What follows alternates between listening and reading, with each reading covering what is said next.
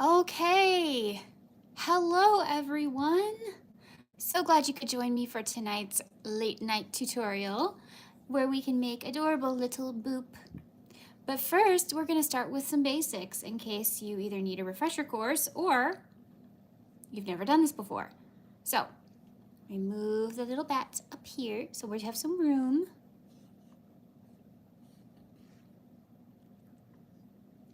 When you're here, please say hello and let me know you're here. Hello, Dawn, Lori, and Katie Lou. How are y'all? Please remember to hit that like button. And if you're on your phone, tap the screen. That does the same thing. It helps me. Hi, Rachel. How are you? Okay. So I've got some scissors, pencil. You don't need the pencil. And then I've got a 3mm hook, a 3.5mm hook, and a 4mm hook. We're gonna decide, depending on my yarn, which one I think I need. Got my worsted weight yarn, needles, safety eyes, stuffing, and any little embellishments you want to add. That's all you need. That's also linked in the description box below. Everything you'll need. Okay, moving that out of the way. Starting off with some basics. Just got a worsted weight yarn here that I think you can see. Hope you can see. Just gonna make a slip knot. If you've never made that before, go like that, take 2 fingers, and pull it through. And I twisted the wrong way, sorry. That way. There we go. You can also just do it like that. Slip knots are really easy. Remember, back to basics is in the description box below. So if you have never done crochet before in your life, this isn't for you. It is beginner friendly, but you at least have to know the basics. I'm gonna run through them real quick, but I'm not teaching the full basics tonight, okay? But back to basics shows you everything you need to know. So the playlist is linked below. Hey, Heather. Hi, Ramen.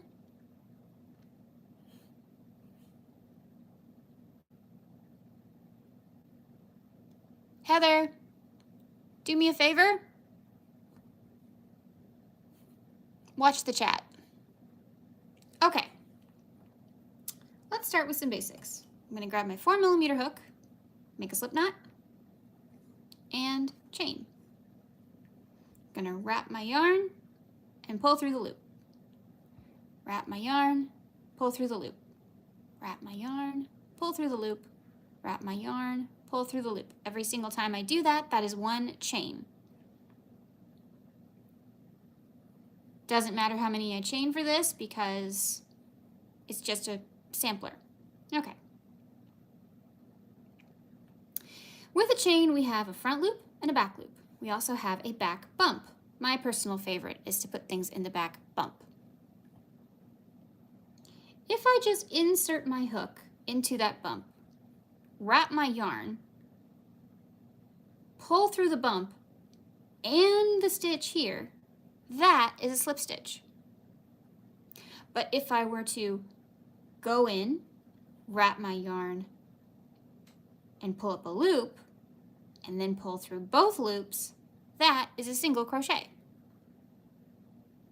If I were to wrap my yarn first and then go into the stitch, wrap my yarn again to pull up a loop, 3 loops on my hook, and then I went through all 3, that would be a half double crochet.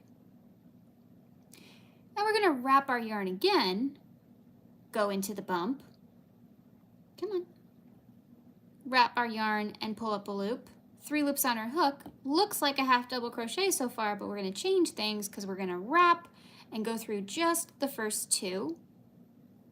Then we have 2 loops still, and we're gonna wrap and go through 2 again. Ukulele girl, you're good because we are just learning basics right now, just so everybody knows what to do. So now you've got a slip stitch, a single crochet, a half double crochet, and a double crochet. I can teach you treble, but you don't need it for this crochet along. So watch the videos. But there is one you might need, and that is the bobble. We're going to wrap and go into the stitch. And this stitch on the bottom is very important because we're going to go into it a lot. So we're going to act like we're making a double crochet, and then we're going to stop. With the 2 loops on our hook, we're just going to stop. And then we're going to go in again. Same stitch. Go through 2 again and stop. You have 3 loops on your hook. Keep going. Wrap, go through, pull up a loop, go through just 2, 4 loops on your hook, 1 more. Oop, I've got a string there. Okay. Do it 1 more time. Same stitch. Now you should have 5 loops on your hook. You're going to wrap and go through all 5. And then you're going to chain 1 and either single crochet or slip stitch, depending on the instructions, into the very next stitch. We'll say a single crochet. And then you have this little puffy bobble. Ta-da!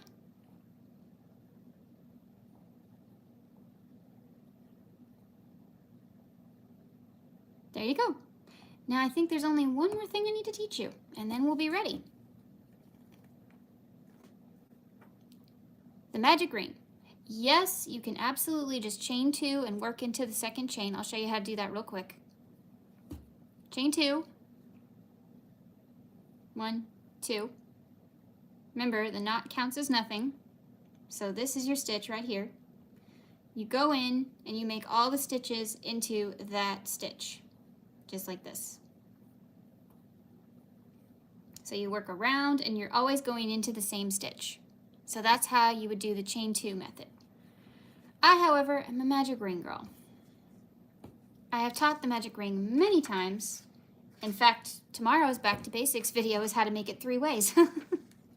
So you'll be ahead of the crowd.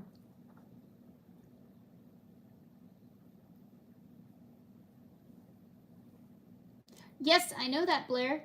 We talked earlier. We're going to put our hand on the ground like this. We're going to drape the yarn like so. Woo! Sorry, bats. We're going to take our thumb and pinch the yarn like so. These 2 fingers are free. These 2 are busy. We're going to wrap the yarn in an X formation. See, make sure there's an X on your hand. So we're going to do that again. We're going to wrap in an X formation. Turn. These fingers that weren't doing anything now have a job. They're going to hold that yarn. Take your hook, head side down, under the first loop, grab the second loop, twist, and turn, and pull through. That is one way to do a magic ring. If you watch tomorrow's video, there are 3 ways. 4, actually, because Teresa does it differently than I do. So, yeah. We're not starting yet, Maddie. It's okay. I'm just teaching how to do the ring. All your stitches go inside this ring. I'm not teaching anything. I'm not going fast. Hold on. I'm just showing you an example. This is not the lesson. This is just what a magic ring does. This is simply mechanics. When you pull this short little string now, it will close the ring, which is so cool. And now, there's no hole. Isn't that neat?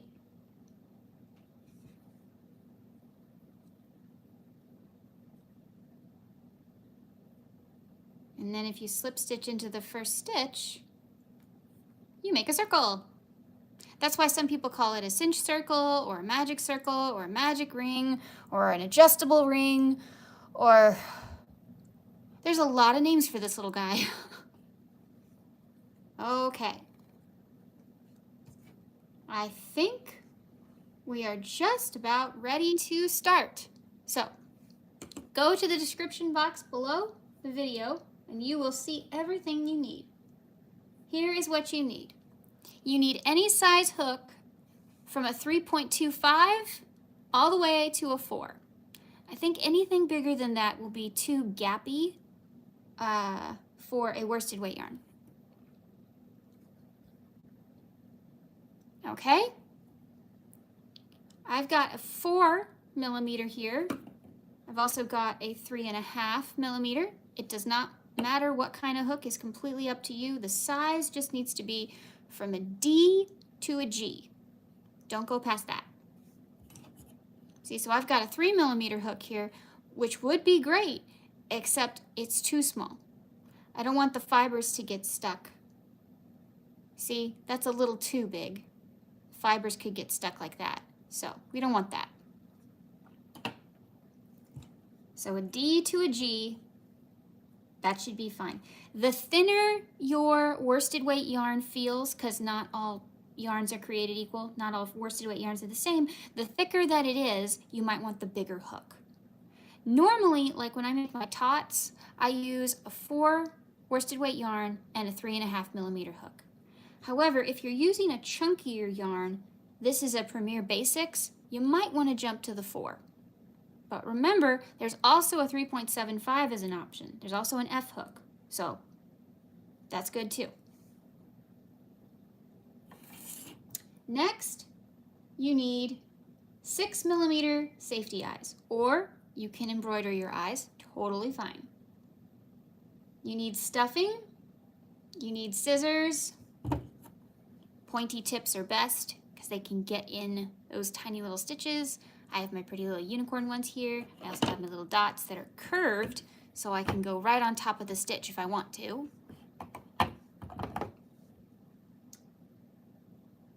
You've got your yarn needle and, very important for this project, stitch markers. You can thank me later. Even if you never use stitch markers, I recommend it. Otherwise, his body might go like this. Okay, and of course, any other embellishments you like this one has glasses.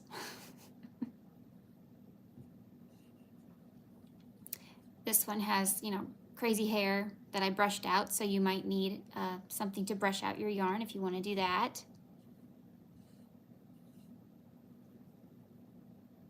So we're just going to wait a couple more minutes for everyone to gather their things. And I am going to remind you that I have a Facebook page that is private, but if you answer 2 questions, you can be let in, and you can post your pictures in there. You can post it to social media using #BoopTheBat, and please tag me. You can also post on the community tab on Amazon. Oh my gosh, no.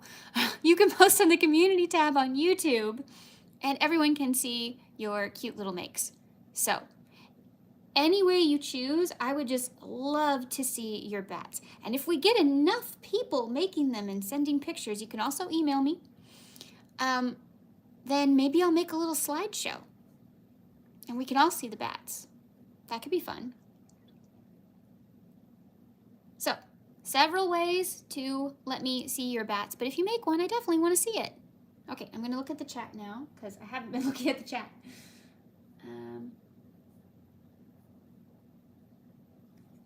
I grabbed the closest yarn which happened to be a plush white yarn. Ooh.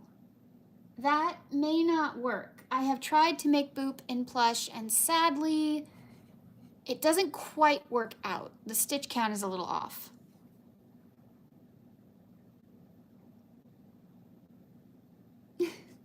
Yeah, everybody loves the glasses. You're using glow-in-the-dark yarn. Oh, I have to see. I have to see. I normally use a 2.5 to a 3 for worsted, so I think a 4 is good for plush. Okay. My little stitch markers, yep, this is from the company I work for called Twice Sheared Sheep, and they are called cat clips. There's a purple one in here too. Purple, green. They also make them in like a brassy gold. Those are really nice. I believe the link is in the description box, but I can put it in the chat if you want to look.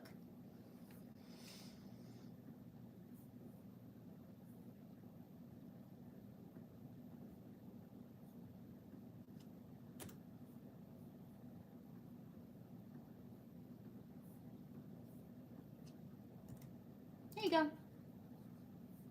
And get yourself some cat clips.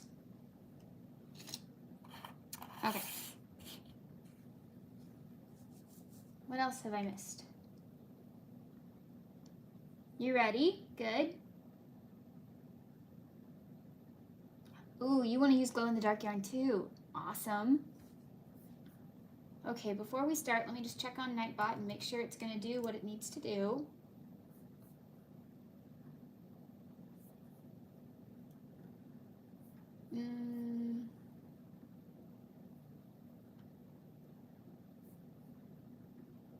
Let me adjust.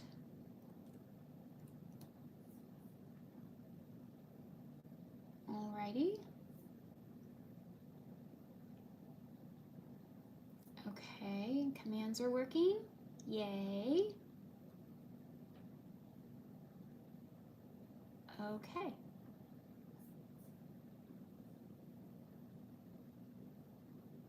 Yeah, glow-in-the-dark yarn is great. I've done it actually. He's here. This is sparkly glow-in-the-dark yarn from Bling Bling Yarns. And isn't it cute? So this one does glow in the dark. I need to set it out in the light first to let it soak in the yarn, but it does glow in the dark, so that's fun.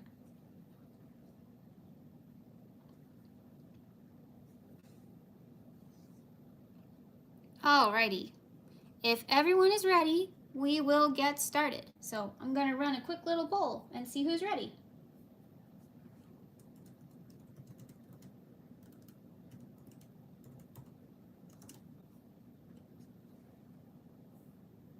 I thought that would be fun. You're excited to learn the magic ring? The magic ring is so useful. Magic ring is absolutely useful.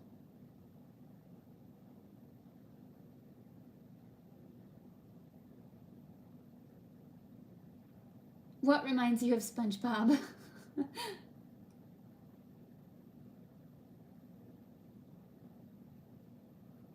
I do. I do have a Good Oath link. It's just the link that comes with all our memberships, but I still get like a tiny bit, and you get a discount. And I highly recommend buying Goodles, because Goodles are amazing, but yes. I don't work for them yet, but it is a goal.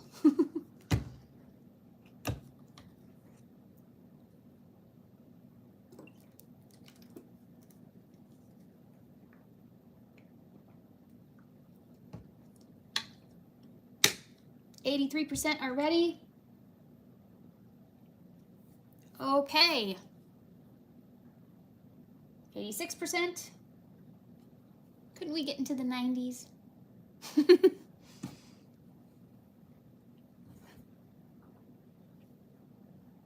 Let me see, where did I put that? 88%.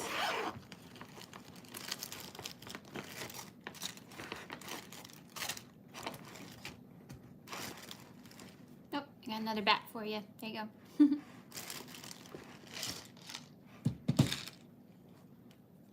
89%. We're climbing.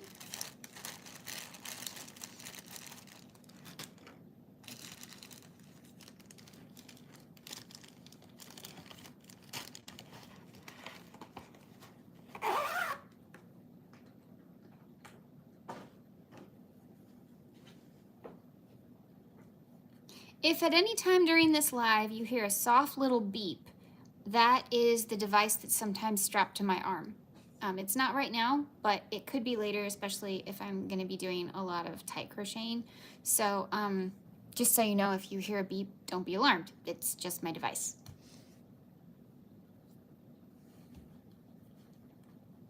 Okay, if I use this color, I'm pretty sure y'all can see it.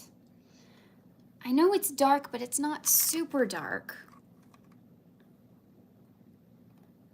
Let me see if I can like test it and see what people are seeing.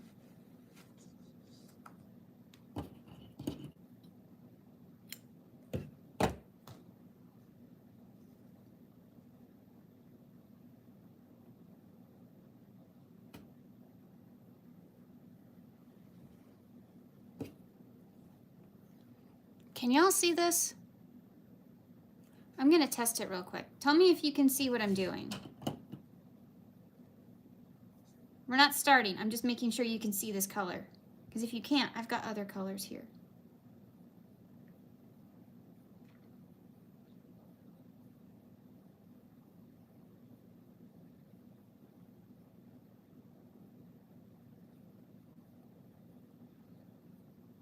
Okay, if I go into this stitch, can you see it?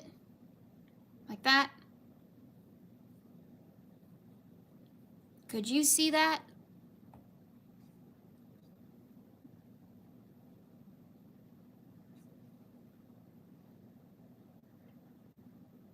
Okay, you can see it.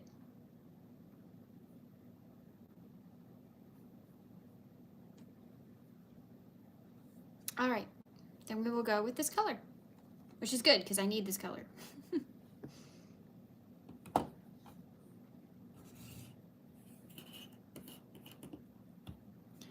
Okay, let's move some of the bats so I have some room here. First of all, I'd like to welcome you to Boop's tutorial. This is Boop. This is the original Boop. This is where it all started. And the reason that his name is Boop is because when I made him, I went like this. Boop. His nose is very boopable. He's a very quick little make, and he's great to make in like a string if you want to make a garland. As you can see, making the bats is a little addictive.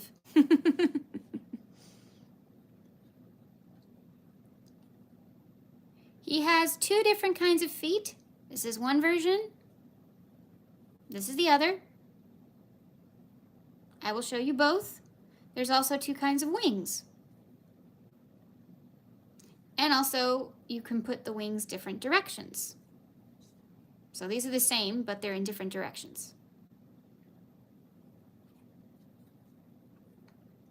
So tonight, have fun, grab your yarn, and let's make some adorable little bats. Here we go. Again, if you do not know the very basics of crochet, the Back to Basics playlist will either be linked in the chat by Heather or Lori or anybody else I tagged to make a moderator.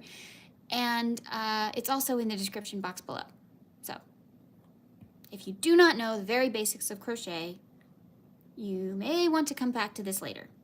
But I am going to teach you just like I would normally teach anybody on any kind of tutorial. So if you're here for the very beginning, we ran through the stitches. But I'm going to show you how to make a magic ring again. But tomorrow's video for Back to Basics, I show you how to make it 3 ways. So it's up to you. Okay. You have your hook hand and your yarn hand. Very important. Your yarn hand is going to lay flat on the table. You're going to take your yarn and just drape it over. Every single one of these fingers is about to have a function. First, your thumb is going to pinch your yarn like so. These 2 fingers are going to keep it steady. These 2 don't have a job yet, but they will. Take your yarn and make an X. Here we go. Make an X, like that. Have your yarn, make an X. Okay, we're gonna run through that one more time. I'm also gonna move these bats because they're getting their wings caught in my yarn. Try to keep these 2 in the corner here. There we go, okay. hand on the ground. Throw the yarn over. Thumb will pinch. These two fingers don't have a job, so they don't matter. And make an X. If there's an X on your two fingers, you're doing it right. Now, turn your hand. Remember those two fingers that didn't have a job? They now have a job. You're going to hold this yarn. So now your hand looks like this. Your hook hand now has a job. This is the head, and right now it's pointed up. We want it to point down.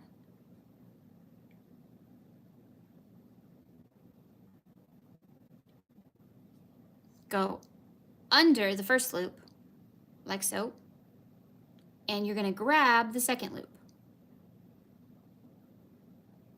These fingers need to, hold on. These fingers will have to hold a little less, but don't let go. So you can pull it through and twist the hook. Then you're gonna grab this yarn and pull it through the hole. Loop, not hole, sorry. There we go. Okay, let's do it again. Lay your hand on the ground. Drape the yarn over. Pinch with your finger. Make an X. Turn. Ring finger, pinky, hold. Head down. Under the first loop, grab the second loop, pull it through. Turn the hook, grab the yarn, pull through the loop. There we go. Now you have something that looks like this.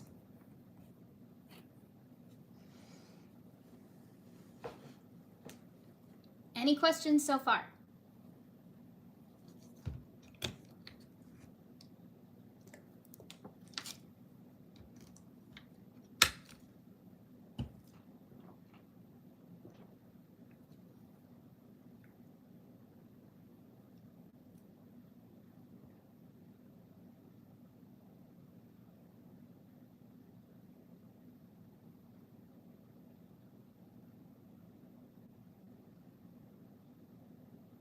Okay, moving on. Hold your yarn however you like. Stick two fingers inside the ring. This is the ring. And keep this tail closed. It's best to work over this tail. We're going to work over it. So we're going to make our stitches like this, where we're over that tail.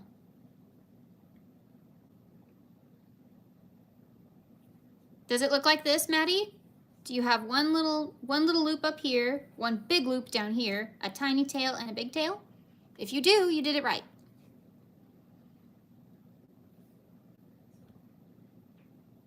If anyone needs me to show it a third time, I will, but you gotta let me know.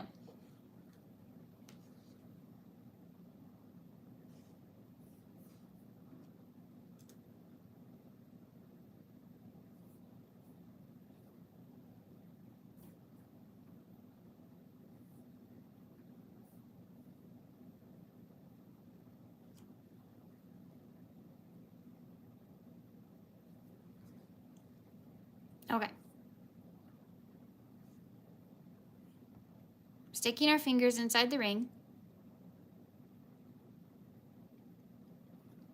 We're going to go into the ring with our hook. Good job, Maddie. Okay. We're going to go into the ring just like this. We're going into the ring and we're keeping this tail close. So we're going to keep our finger here. We're going to keep our thumb kind of holding these together. You don't have to, but it's easier so it doesn't get lost, at least for this first stitch. We're going to go into the ring, wrap our yarn,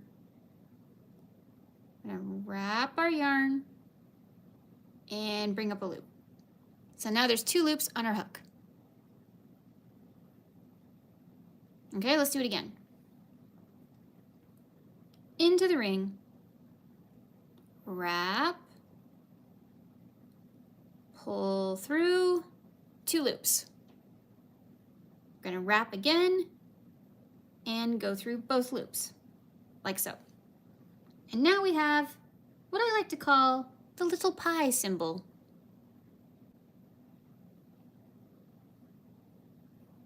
Well, it's pie on one side and square on the other. The one that's facing you is actually more of a square. Let's do it again. We're going to go into the ring, wrap, and pull up a loop, wrap, and go through 2.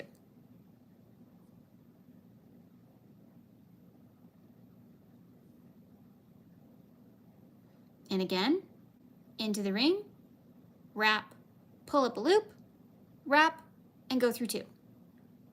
So far, you have 3 stitches. 1, 2, 3. Hi, Katie Lou.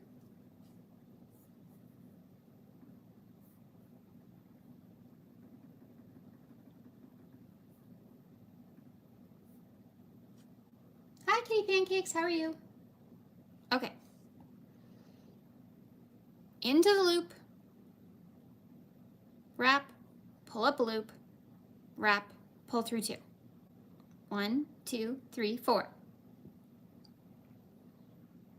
Into the ring, pull up a loop, go through 2. That's 5. Do it again. Into the ring, pull up a loop, and go through 2. That's 6. So you have 6 little V's sitting on top. That means 6 stitches.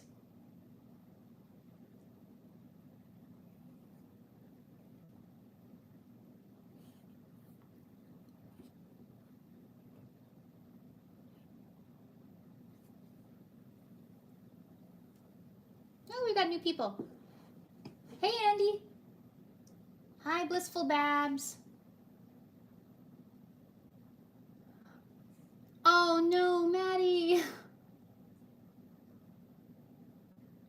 Here, I can show it again. I'll take out a couple of stitches. There we go. So we've got 1, 2, 3. All you're gonna do is you're gonna go into this ring. You're gonna wrap the yarn. So when we wrap, we kind of twist and tuck. So we want this part to grab the yarn. So we kind of flip everything. And then pull up and go through 2. Oh, that's okay. So we've got 1, 2, 3, 4. So we're gonna go in, wrap, pull up, wrap, pull through, in, wrap, pull up, wrap, pull through. 1, 2, 3, 4, 5, 6. And then we have 6 single crochet inside a magic ring, adjustable ring, cinch circle, adjustable circle, yep, that was right, adjustable circle. It has a lot of names.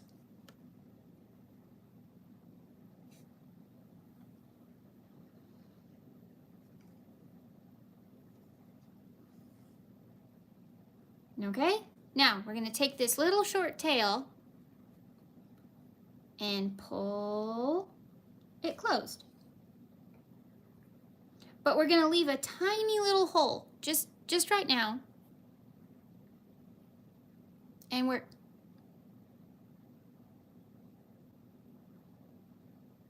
oh, Maddie, it's okay.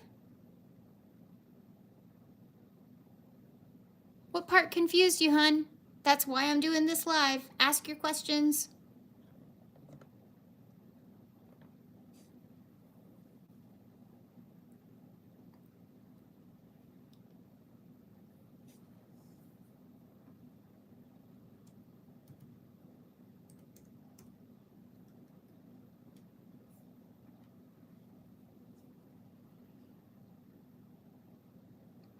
That's right, 6 single crochet in a magic ring.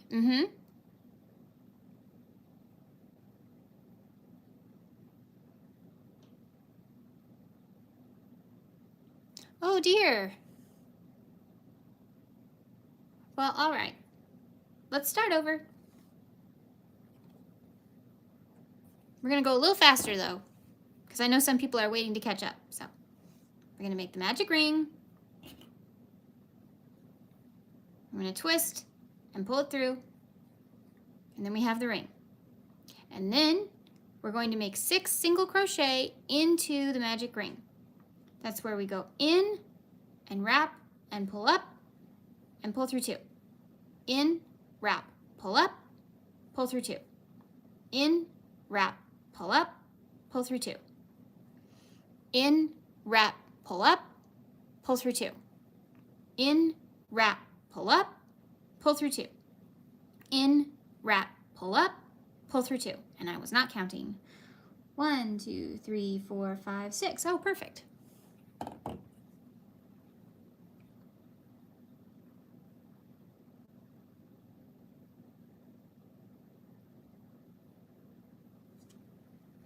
All right then.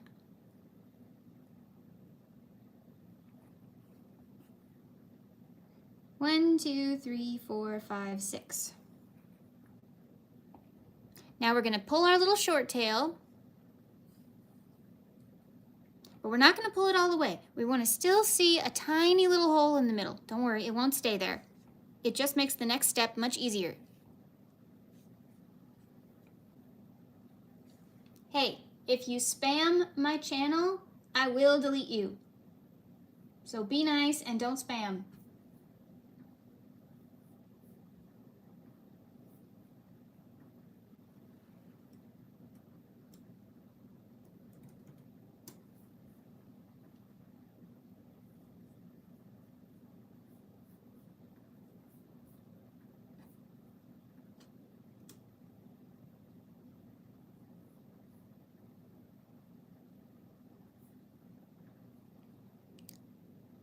All right, is everyone caught up?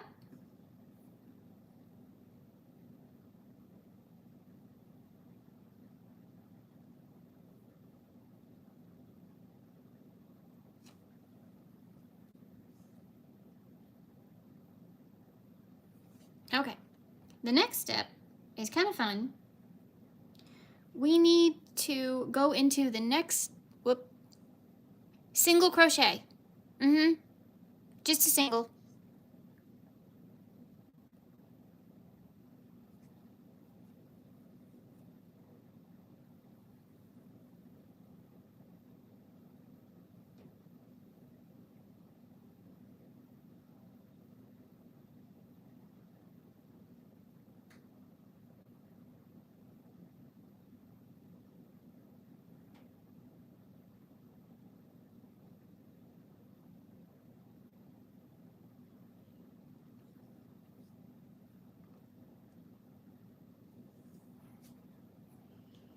Oh boy, I can't see the chat. Hold on. They're making these ads too big on the computer. I can't see. All right, there we go.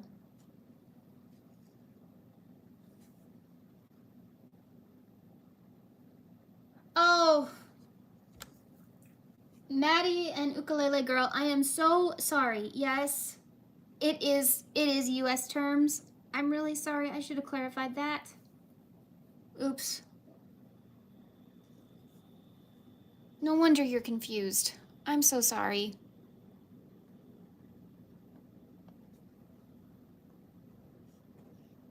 Is that what I was doing? I was wondering earlier on a live.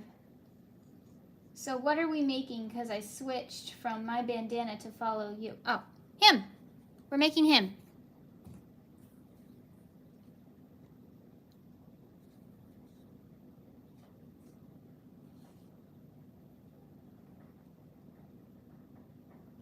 I've been here the whole time, but I've been working on something while watching. That's okay. Okay, so the next step is we're going to go into this stitch over here. It's the 6th stitch. So we got 1, 2, 3, 4, 5, and 6. And we're going to go under both loops because that's a stitch. And we're just going to start. We're going to keep going. We're not going to slip stitch. We're going to keep going, and we're going to make 2 single crochet. We just did that. But now we're going into a stitch instead of the ring in the same stitch. And I'm gonna mark the first one, just to make life easier.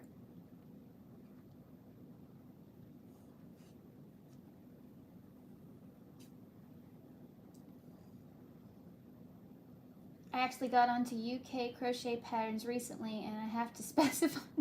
I should have specified, of course. I'm so sorry.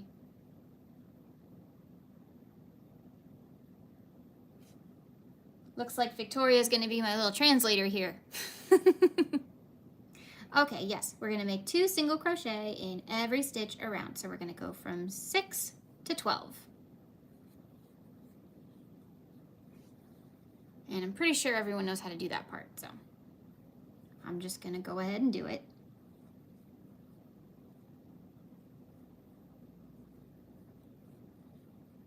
Remember, go under both loops, so you've got 2 loops right here, so that's a stitch.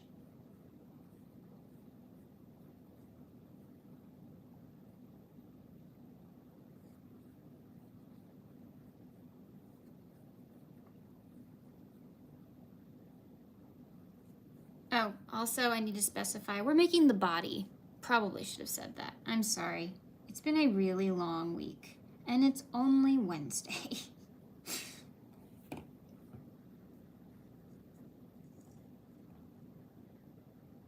That's okay, Maddie.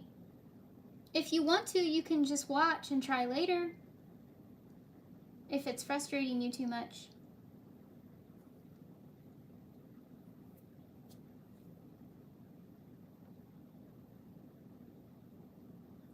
I've got another trick for you. So hold this part. I've got another trick for you. I'm going to show you one of the tricks I use when I use chenille yarn. That might help you.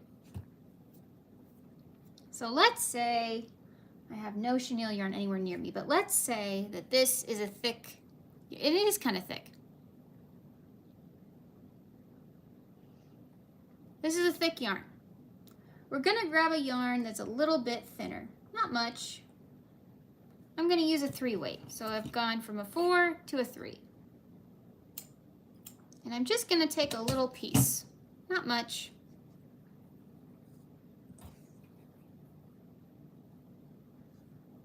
And I'm going to take this yarn and I'm going to wrap it parallel on my yarn hand. And then I'm going to hold these 2 little pieces together like this, making sure that these don't cross. Oh, Maddie, no, watch this, okay? Just watch. So we're going to take this little piece of yarn and we're going to just wrap it around our fingers. No crossing, just wrap it around. And then we're going to pinch these 2 little tails like this. Now we're going to take our hook and we're going to go head side up under both loops. And we're going to take our finger, our pointer finger, and hold these 2 like so. Don't let them cross. Now then, take your working yarn, the yarn that you actually want to crochet something with, and drape it over your hook like so. And then you're going to pull it through the loop. Again, don't let those 2 cross. And then you're going to chain 1. Now, ignore this little brown thing. Work all of your stitches into the other ring, like this.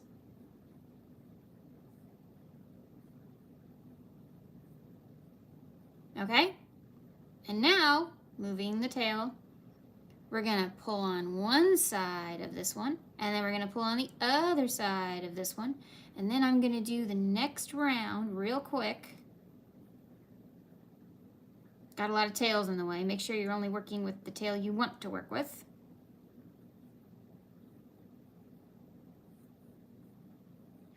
And right now you're going, I can see the white yarn. You won't.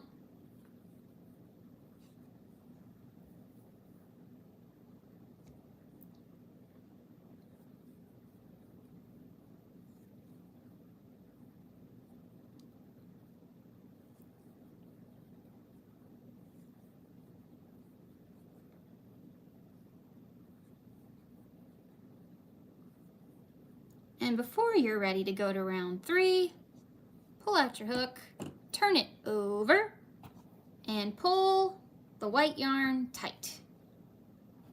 Then you're going to tie a knot or 2 with the white yarn. Then, just to make it extra secure, you're going to take the yarn that is the tail end of your working yarn and tie that with a piece of the white yarn. And it's absolute magic. You can't even see the white yarn. And this does not come out. I use this whenever I make anything with chenille. It is a great trick. First of all, you don't have to worry about your chenille yarn breaking, which I love. And you can put it in the washing machine and the toes on your slippers are not going to come undone.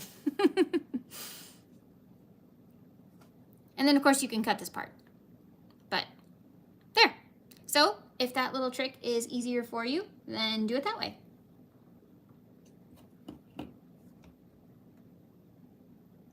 Yes, Maddie, it's okay. You think that part makes more sense? Well, then try it that way.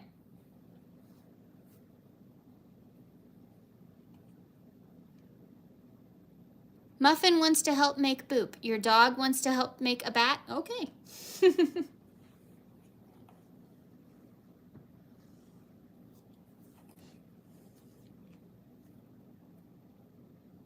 Yep, my little hack has gotten, I don't know how many views. Also, I don't know how many times it's gotten stolen too, so that's fun. But I absolutely love it, and it's very useful.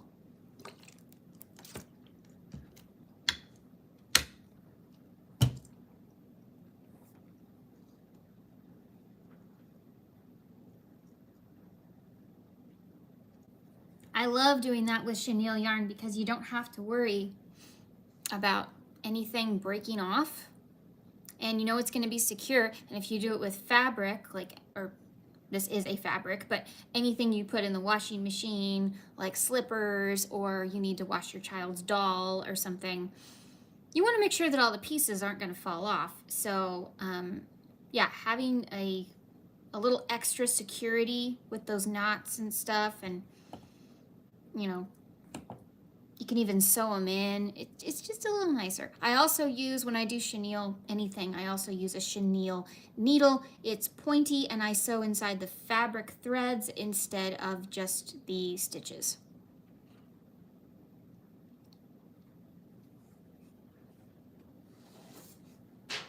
Andy's Boop is bright blue. Other people were saying they're using glow-in-the-dark yarn. This is fun. And yes, it's only Wednesday. I know, I have the same feeling. All right, here we go. Now, so what we did was we did 2 single crochet all the way around, and we still have this hole. So what we're gonna do, I'm gonna pull this out just a little bit so there's a loop, turn it over, and now I'm going to pull it closed. Why didn't I do that in the first place? Because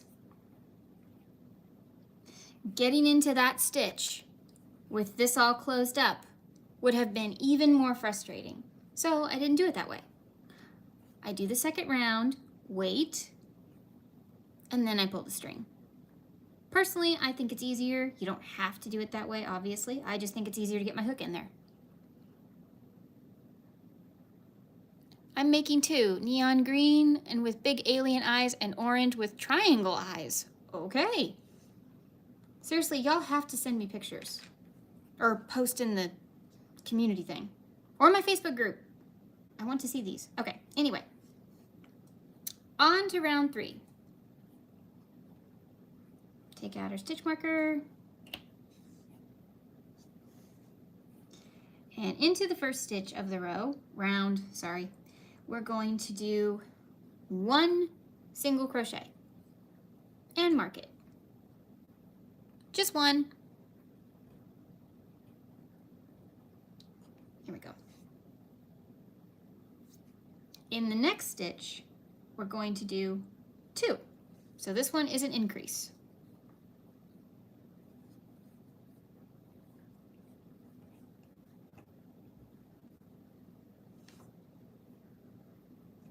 And we're going to do that 6 times total.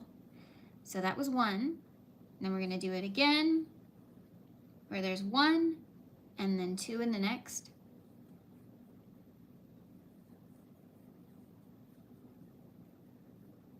One,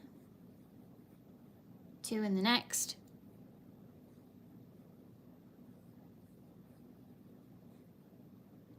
One, 2 in the next.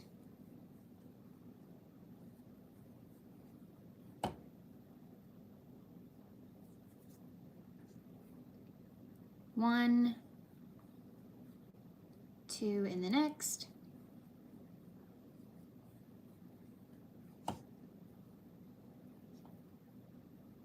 One and 2 in the next. Fun little shortcut to make sure you did something right. When you're doing increase rounds, yes, you will have 18 total. Very good. When you're doing increase rounds and you start out with 1 single crochet by itself and you go all the way around, your last stitch would be an increase. The reverse is also true. Say you started with the increase, then your last would be a single crochet by itself. It's a really cool way of just taking a quick trip around just to see if you did it right, but counting is important. I keep hearing people say counting isn't important in amigurumi, and I want to faint. No, counting is very important. In fact, it's one of the most important things. So, please count your stitches. Make sure there are 18 around. But a quick little glance to know if you think you did it right is that you will have the opposite kind of stitch than you did when you started with.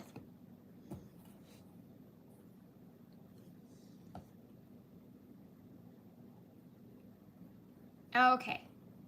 So we have 18 stitches all the way around.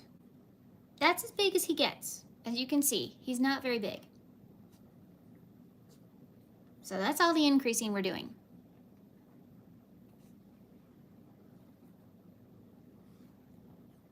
Now I'm going to remove my stitch marker, and I'm going to go into the next stitch and make 1 single crochet all the way around.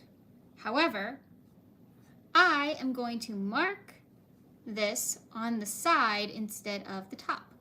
You don't have to do this. This is my own trick that I like to use to remind myself. When I am going around and around, I mark on the side, and then I follow the little invisible line up my project to see what my rows are. When I am increasing and decreasing, I mark on the top to remind me this is something I need to do an increase or decrease on. You don't have to do it that way. It's just what I do for my own personal brain. So we're just gonna go around, and we're gonna do this for rounds 4 through 8. Okay? So, go ahead. Yeah, 4 through 8, Victoria, yes. Very good.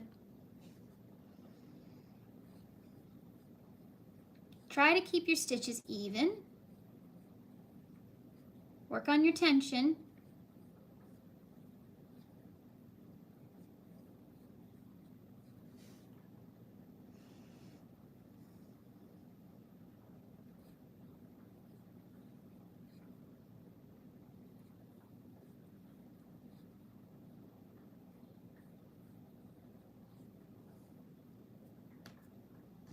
There you go.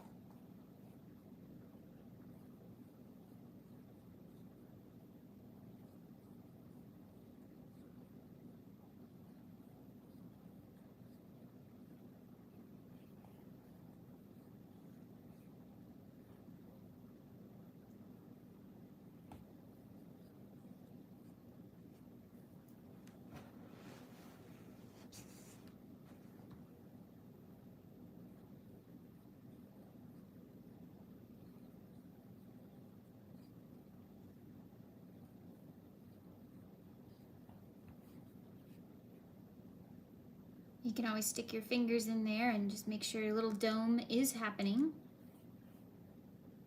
Sometimes it takes a little finessing from your fingers, but that's okay.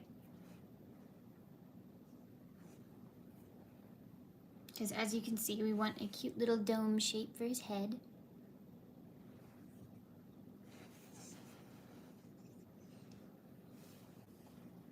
I hope I'm staying in the camera. I'm sorry.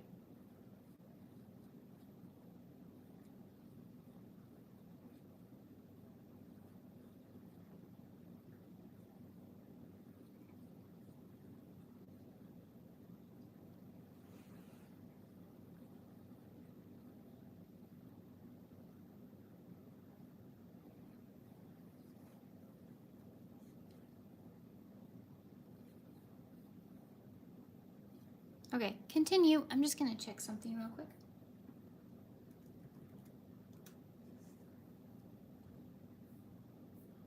I forgot to look.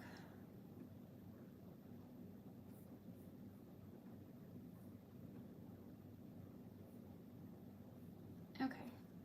Yeah, we're good. Didn't look right, but we're good.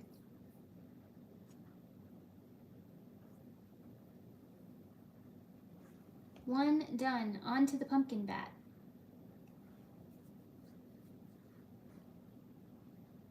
You're done? But we're not done.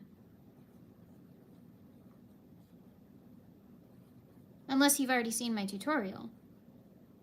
Because I do have a tutorial for Boop already on the channel. This live is for people who need to ask questions.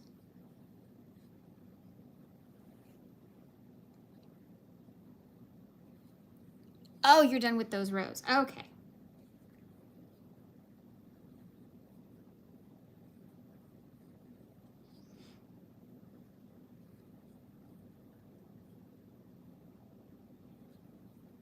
My nerve pain is really getting to me, so y'all pray that I hold out because it's really starting to get to me. I've had to crochet a lot this week. Trying to get stuff done, plus editing. Editing was a lot. I got my video up for tomorrow, thank goodness, but ugh, what a mess. I don't know if I love it, but at least it's done.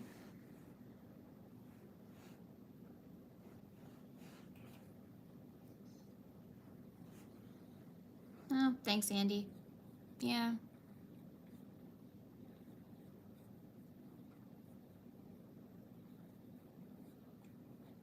I'm waiting to see how many comments I get about my tree.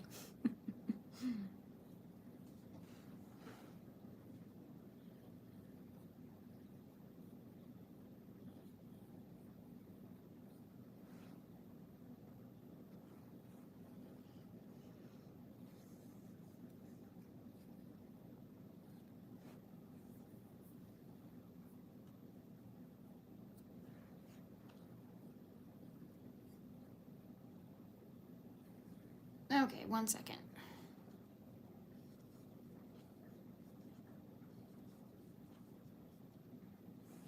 Here, stare at the bats. Thank you. I'm sorry, guys. I am not a table crocheter, so I'm gonna do this part by myself. You're just going around and around for 4 through 8.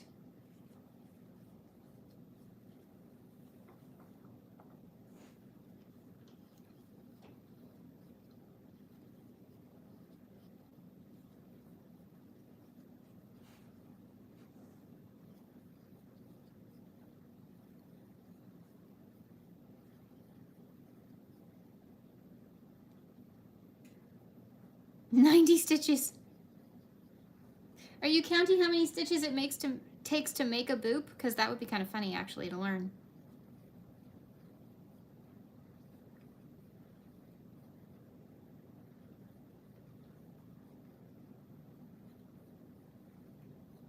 Club Crochet, Louis, he has these patterns that are, all of the patterns are under 100 stitches, and he has like a little collection that he's making, and yeah, all of them are under 100 stitches. He's so proud. They're really cute. There's a skull and some gummy bears, and there's some sea creatures, and yeah. If you've never checked out Club Crochet, I highly recommend it.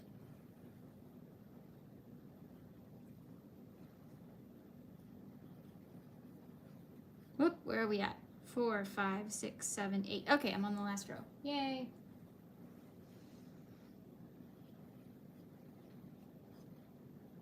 Get your safety eyes ready if you're done. That's our next step.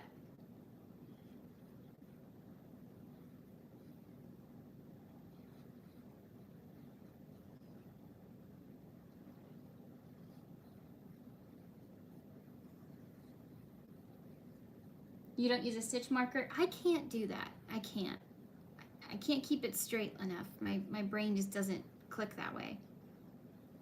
I can when I'm doing everything in double crochet because I can see those real easily.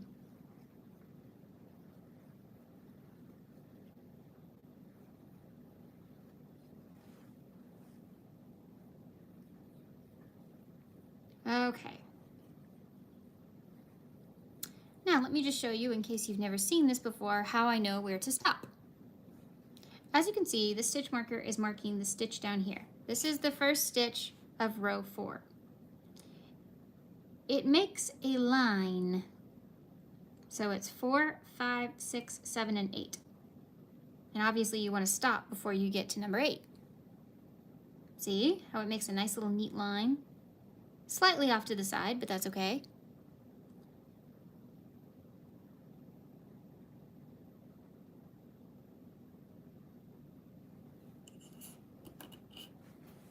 You think you're on the 3rd row, so the 3rd row is you need to make a single crochet in the first one and then double and then 2 in the next one. Increase.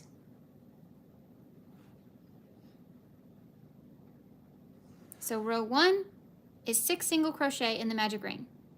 Row 2, no slip stitching to join, just keep going, continuous rounds. Row 2 is increase all the way around, that gets you 12 stitches. Then round 3 is 1 in the first stitch, 2 in the next. 1, 2, 1, 2, 1, 2, all the way around for 6 times, and that gets you 18. And then 4 through 8, you are just going around and around without joining for rounds 4 through 8, and according to Andy, 90 stitches.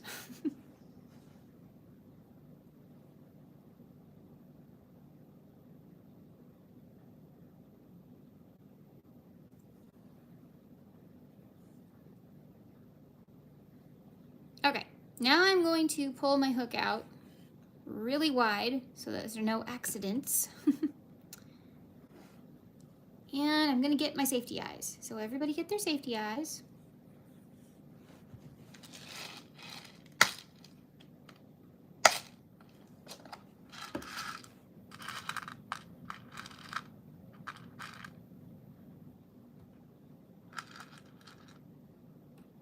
I'm going to use the icky backs because these are not going to children, so it's okay. These are just for decoration.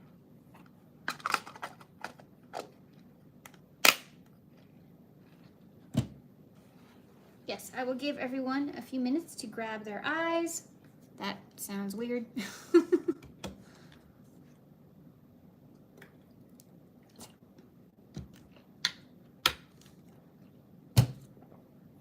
Remember to hydrate.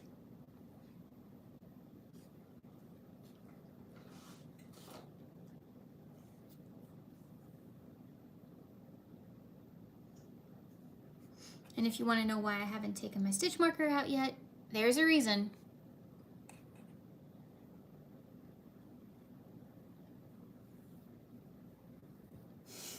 That's gonna look so cool, ukulele. That's gonna look awesome. I've used 8mm before for their eyes, but I've never used anything bigger than that. I should though, that would be funny.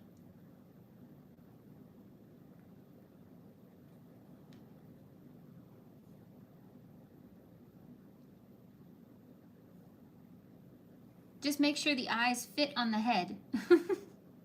If they're too big, they won't fit.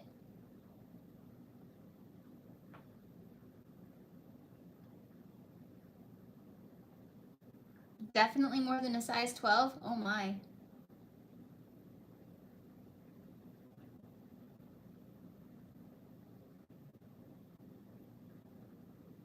Oh, Posh. Posh is a 5-weight.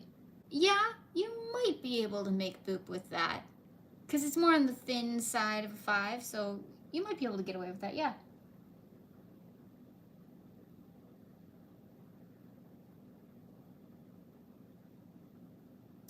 I do have a tool for that. I use the safety eye snapper. But when I'm using these little cheap backs, I don't have anything. I just use my fingers.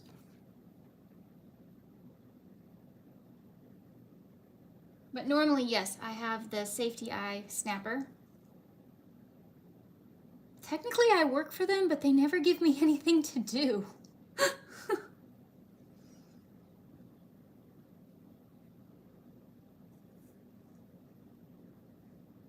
I need to talk to him about that. Hi, Jem. But these little brown ones, anybody can put these on. That's why they're not safe. But if you're just using this as decoration, it's fine. Yep, 6 millimeters. 6 millimeter eyes. Ta-da!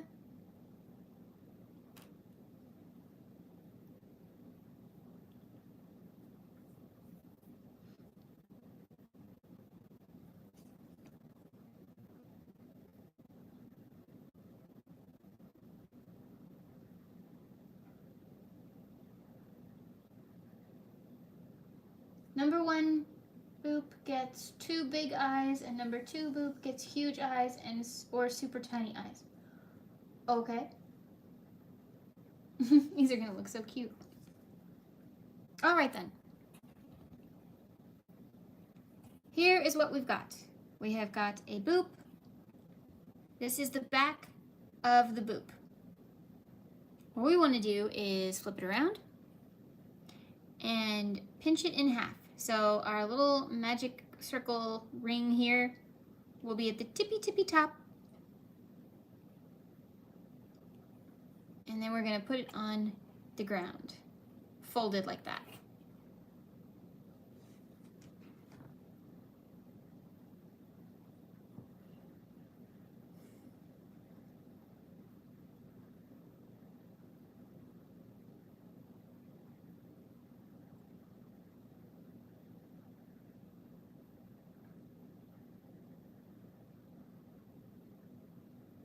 Thank you. All right then. Now, on the other side, as you can see, I marked round 4, so I know where it is, which means this one is round 3, this is 2, and this is 1. If you didn't mark it, you should be able to tell that here is 1, and then you can see this starts another one. So here's 2, 3 is below, and then 4. So right between 3 and 4, I'm going to trace to the other side, or I can do this.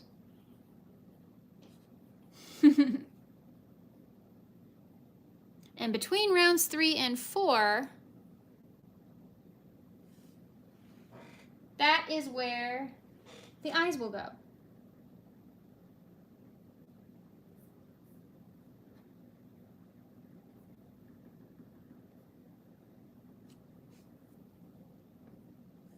Oh, if y'all wouldn't mind, the hearts on the side, if you press those, it helps the live go out to more people. So if you wouldn't mind doing that, that would be great. Thank you. Anyway, we're going to add our eyes. So here's 1, 2, 3, and 4. So between 3 and 4, really anywhere you want on the face is fine. Just keep them about 3 stitches apart. 1, 2, 3.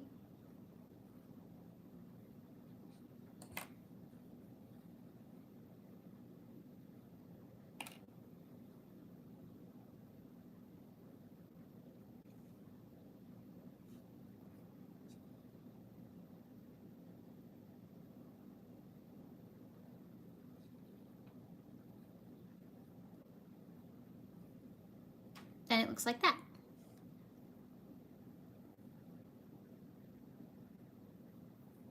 Yay! If you've made it this far, I am so proud of you. Give yourself a hand. Woohoo!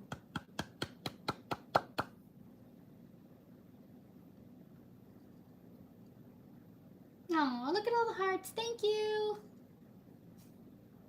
So nice.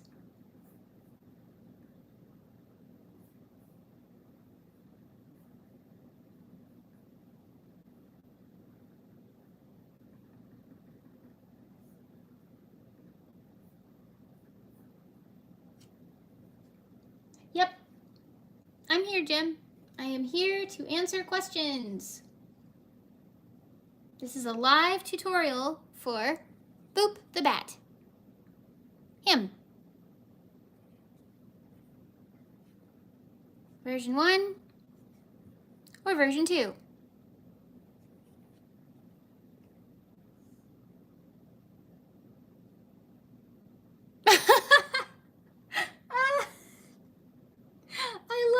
I love it so much. Monsters, Inc.'s one of my absolute favorite movies, so I love that. Now you have to show me.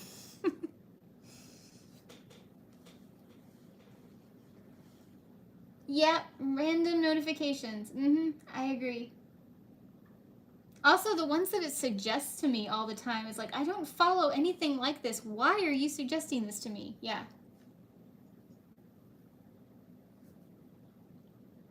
Okay. So here we are. Now we have reached the point where you have a choice. If you want to make the cute little cartoony looking eyes with the little lines, then don't put the backs on yet. Or you can leave it as is, and you can see it's still cute. And you can put the backs on. It is up to you. I am going to do the cartoony look because I'm actually making this one for part of a set and I need to. So, see, I have to have white yarn, which I just had. Here it is. Does not have to be white. It can be any color you want. Here for Madam Mim, I used bright green. No, what's wrong with my nephews? Oh, I'm sorry. Poor babies.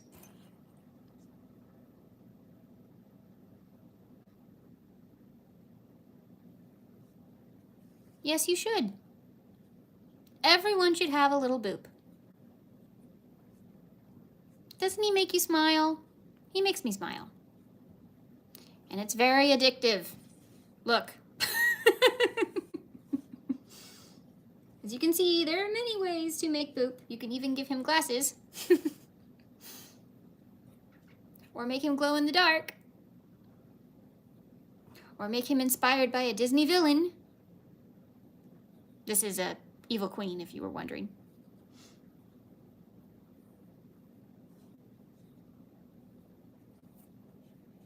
He's very versatile.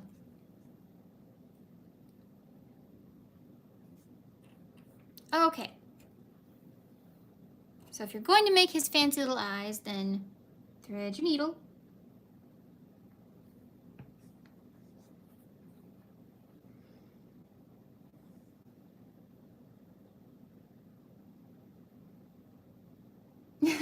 It looks very addictive.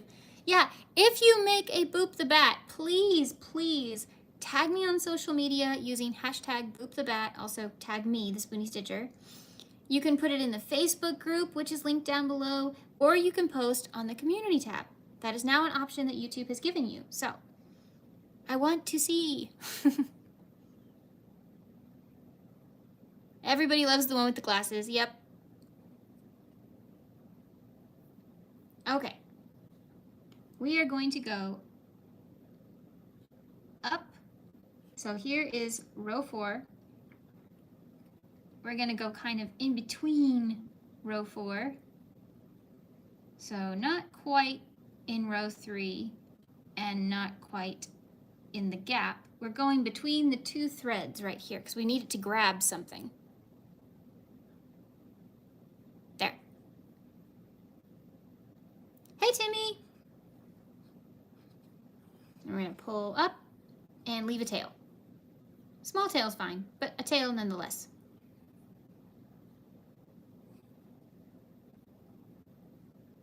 And then we're just going to kind of wrap the yarn with our fingers to figure out where we want it. Like that. See, I'm just taking the yarn and I'm just kind of holding it where I think I want it. Do I want it all the way around? Do I want it just halfway? Do I want it a little bit more on the top, or do I want it more on the side? It's up to you.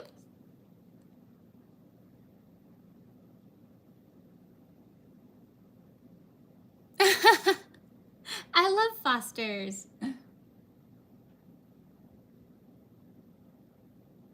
Okay.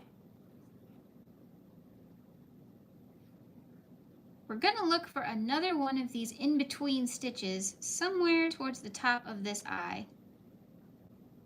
Anywhere is fine.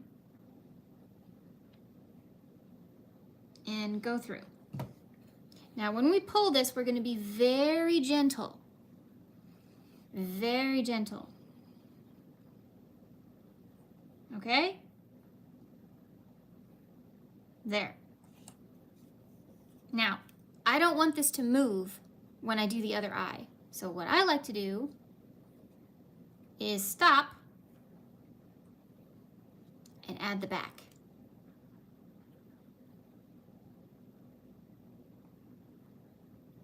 And now that string is locked in place.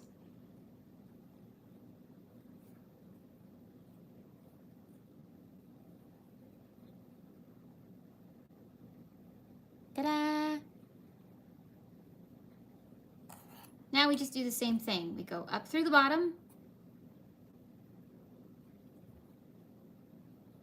and then around the top. Oh, okay, Jem. Hope everything's okay.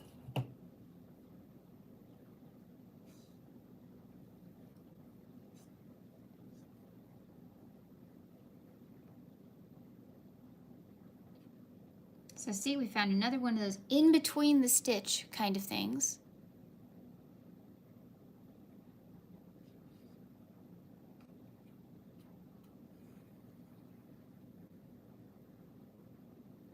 And we're being very gentle because remember, this is still attached to the other side and we don't want anything to get damaged. Oh, Timmy, that's so nice. Thank you. I'm sorry, I don't know what got redacted before.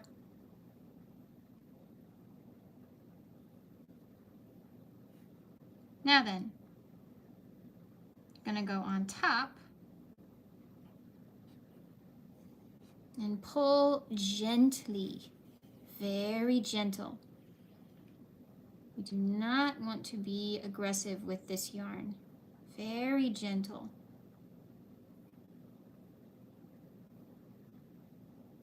There we go. And now we turn this one inside out and lock it down.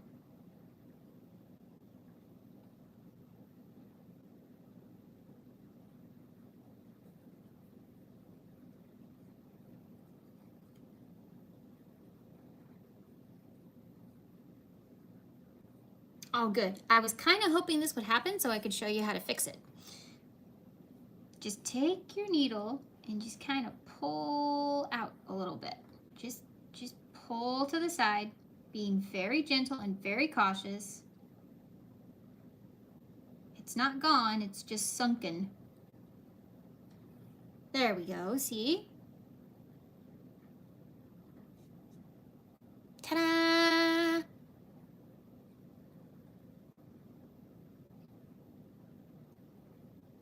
And there he has two little eyes. What do we think? He's a little derpy looking tonight, but I kind of like it. And actually, the character that this is supposed to be, that's perfect. Oh, if you only knew.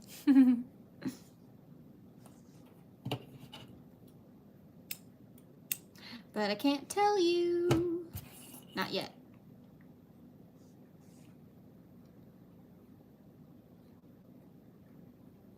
And then we just take all these little extras and we can tuck them inside. But tuck them in the back. Make sure you're tucking them on the back where the stitch marker is, if you still kept your stitch marker there.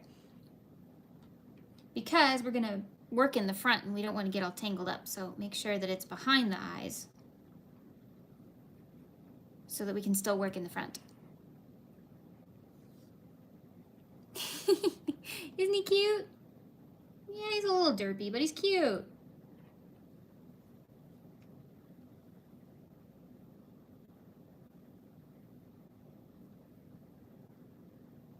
You can if you want to, but usually in my experience, the backing just holds it there.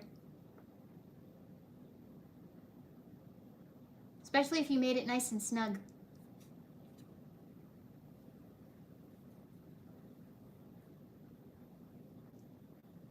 Oh, thanks, Timmy.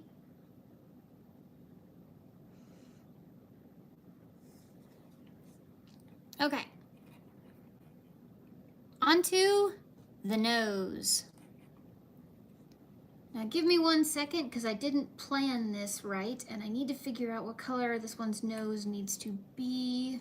I need to look at a photo real quick.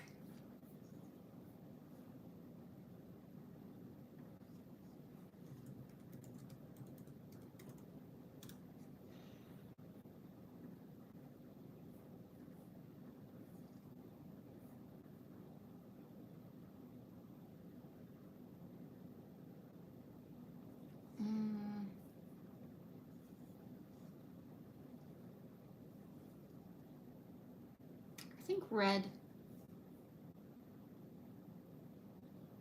Yep, I think red. Red would be good.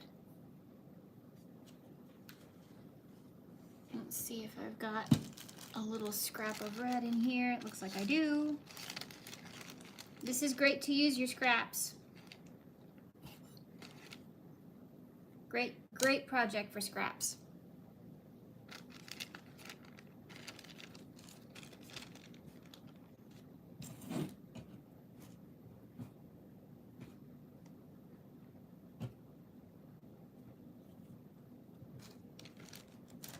Okay, so I've got my little scrap. Yep, it'll show up, good.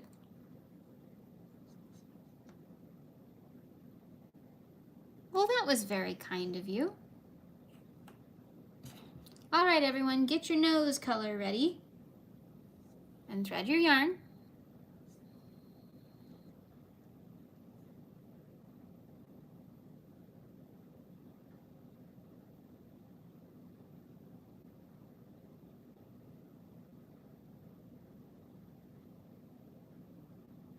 Okay. This part is a teensy bit tricky. Not much, but it can feel tricky. So I'm gonna go very slow and we're all gonna do this together. And I'm just gonna say it right now. As you can see, my embroidery is never consistent. So yours doesn't have to be either. See how different the noses look? Yeah, that's just how it is.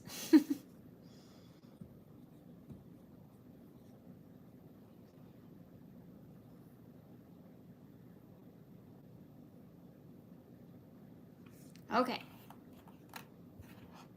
We're going to start from the inside and come out. So here are our eyes. And here is where a normal nose would go. However, this is a bat. So we need to make a nose that goes diagonal and diagonal. So we're going to go up through the bottom. Oh, I'm sorry. This is, yes, this is round 4, and you want to go between 4 and 5. As centered as you can make it. It doesn't have to be perfect.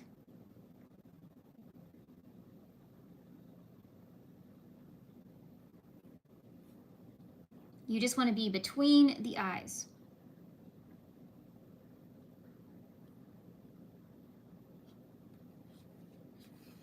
And again, leave a small tail.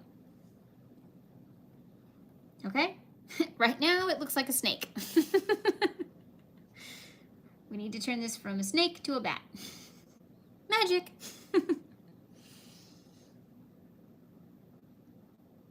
Okay. We're gonna go across and across, but we don't want to run into our eyes. We want to stay down here.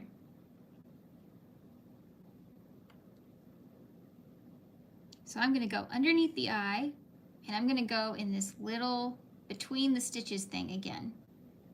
And I'm going to go out where the long piece of yarn is, like this.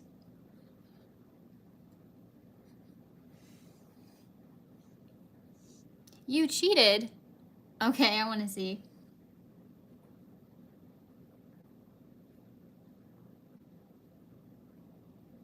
Okay.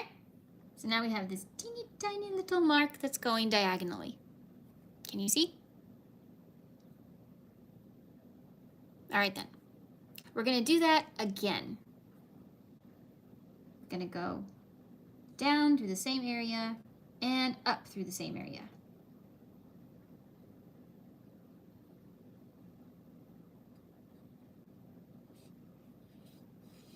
And when we pull, we're pulling gently. Always be gentle with embroidery. You never know what it's going to do. So always be gentle.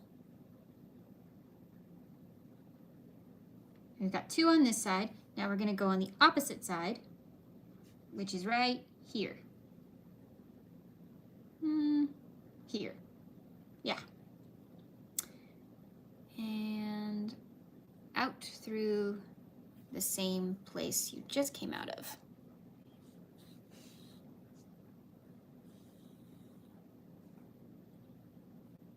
And we'll do it again.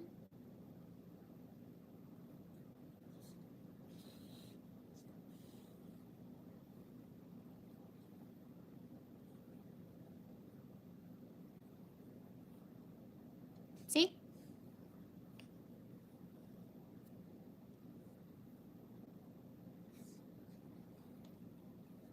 Now we're going to do it another time.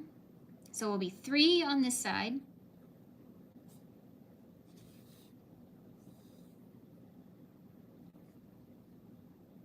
And 3 on the other side.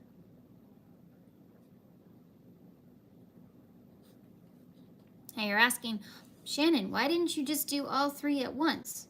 Because I learned throughout the years that actually if I do it back and forth, or I do a couple and then go back on top, I've actually secured it better. That's just after years of practice. Now what we're going to go is we're going to go underneath all of these loops, but try not to grab the head. You're just wanting to grab the nose loops. Yes, that sounds bizarre, I'm aware.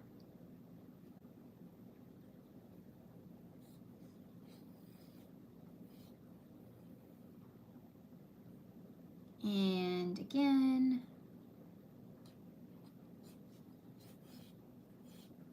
Make it as small as possible. There we go. So he's got like a little anchor right there. And then we're gonna go down and through the body. This could take some finessing because I picked a really tight stitch. Ugh. There we go. There. There's his nose.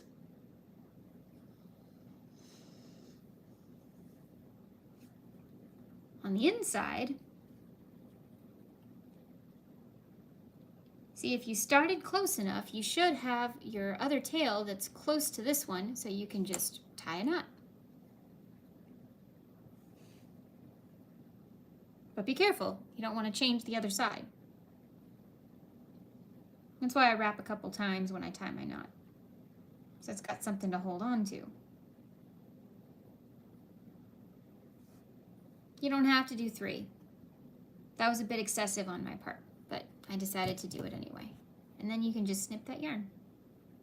There you go. You can snip the white pieces too if you want.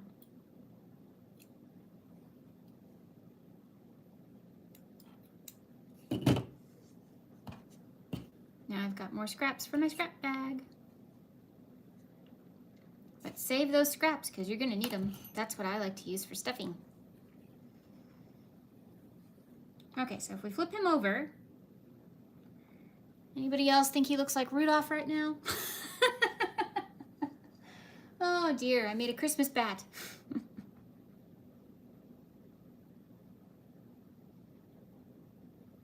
It won't be a Christmas bat. It will not.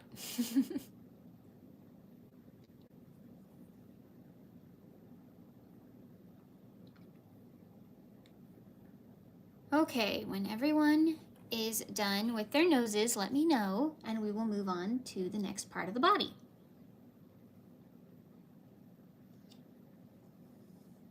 So you go 1, 2, other side, 1, 2, 3, 4, loop, loop, go through the body.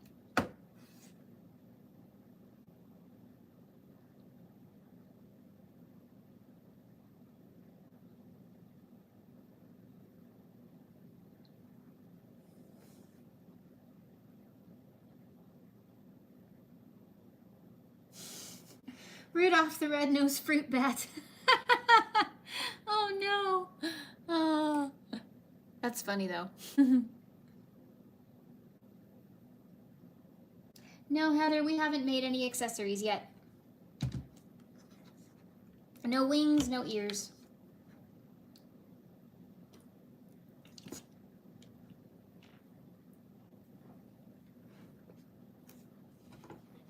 I might, Amy and Katie Lou, I might actually make Christmas bats this year because they're so cute.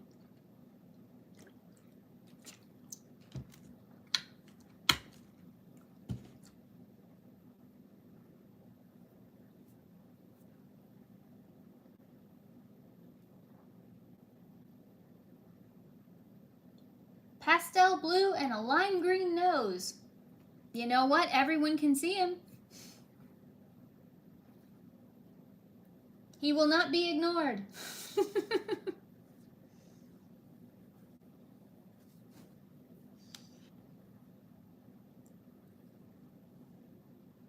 you ever had one of those days where you're just waiting to get to the part where you can eat something that you know is going to taste delicious? Yeah, that's where I'm at right now. Been thinking about food like all evening. Just part of being a Spoonie. Well, a Spoonie with stomach issues. Okay, this is not going to be Rudolph, although it would be cute, but no.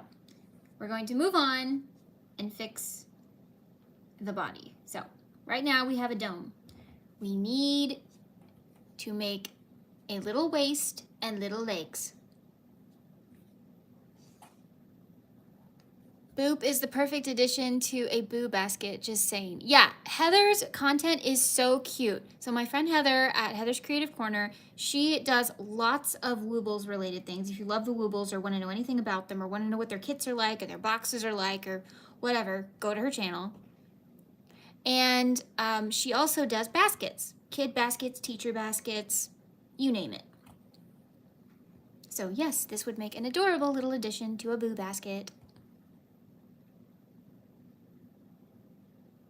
You have a whole box of red noses you've yet to use. Wait for Christmas.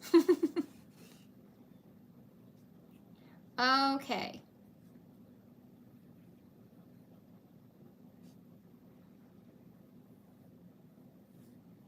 Now then, we are going to make the invisible decrease. If you've never done it before, it's okay. I'm going to show you what it's like right now.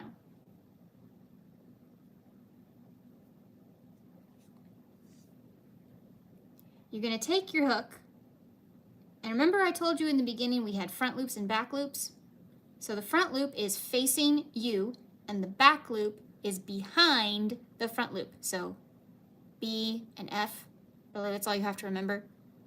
So here is the front loop, and we are going to take our hook and just go under it like this, and we're just going to hang for a second.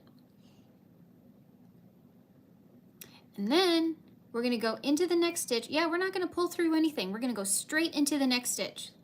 also in the front loop, like this. And now we've got 3 little loops chilling out on this hook. There are 2 ways you can do the next step. You can go through 2 and go through 2, like normal, or you can go through all 3, and that is called a sharp decrease. So it's up to you. You can either do all 3 and make a sharp decrease, or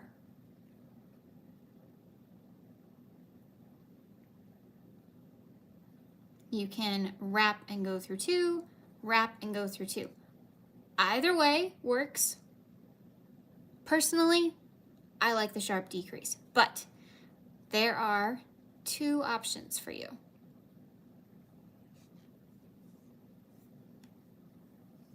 If I need to show that again, please let me know. I might have gotten out of frame.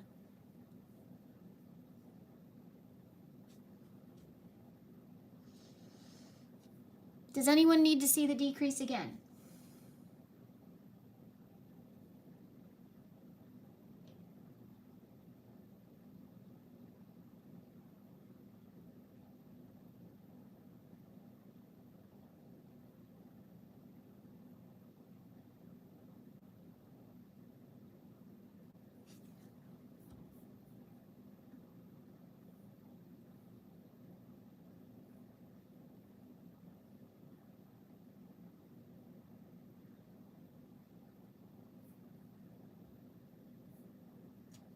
Okay, I guess we're good. In the next stitch, you're going to make 1 single crochet. Now I'm going to mark my decrease that I just did. And again, I'm marking on the top.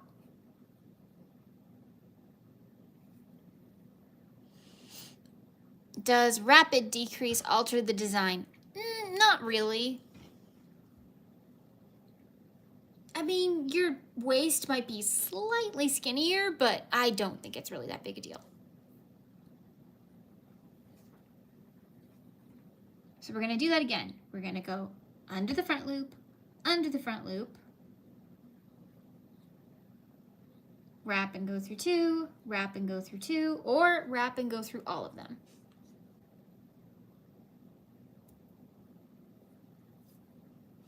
And then single crochet again. So this row is decrease 1, decrease 1, decrease 1.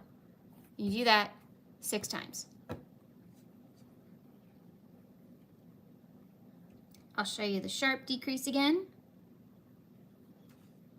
Go through all of them like that. Or you can do the normal kind like that.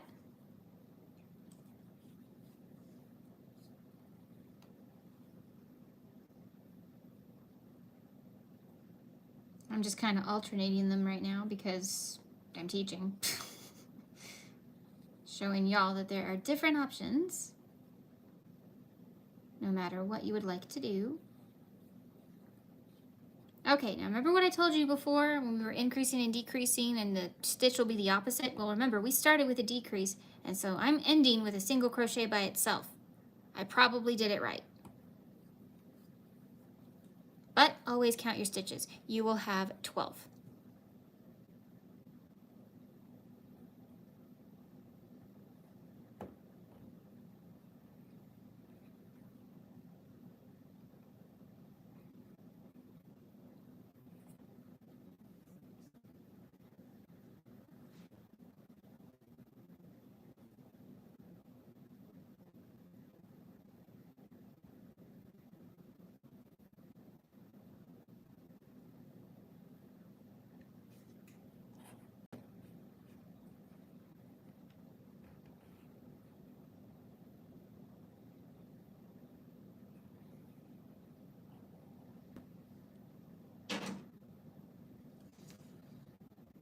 That was random. Okay.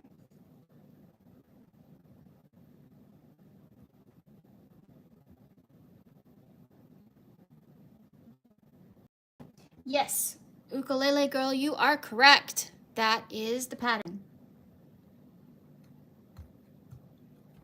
All right then.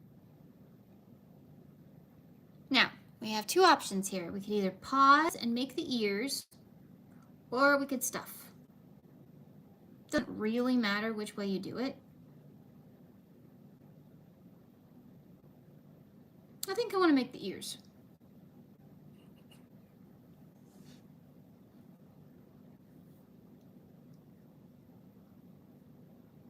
Okay, let's see.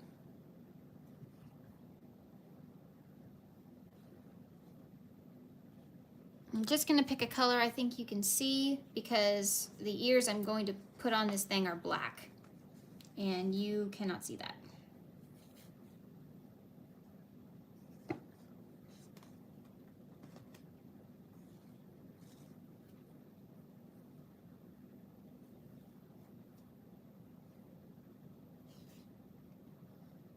Ears, yeah, I think we're going to do the ears. Okay.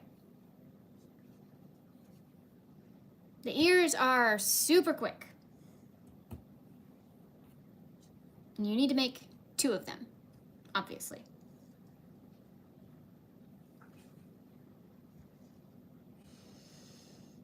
Is everybody ready for ears?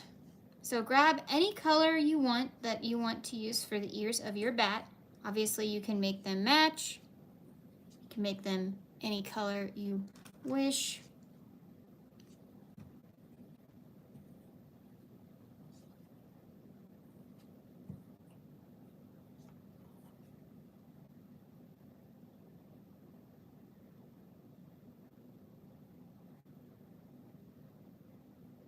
Oh, that's smart.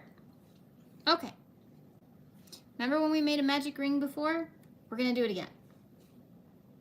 Drape, pinch, X, turn, grab, under, grab, and through the loop. Again, there's a video coming out tomorrow showing you multiple ways to make magic rings. Okay.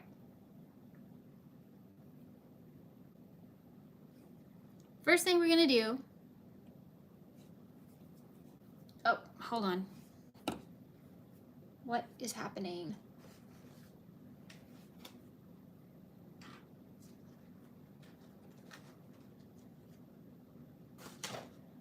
All right, I don't know what that was. Okay.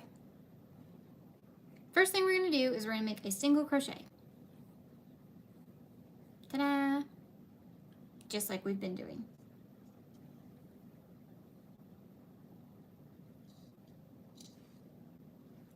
Next, we're going to make the half double crochet. I showed you that in the beginning, remember? You wrap, go through, wrap, pull up a loop, go through all 3 loops. Then we're going to chain 1 and half double again and single crochet again. And that's it. That's the entire ear. I'm gonna snip off some yarn, chain 1 and pull it through, and then I'm gonna close the ring. Now if you would like to prep your ear for sewing, which I do,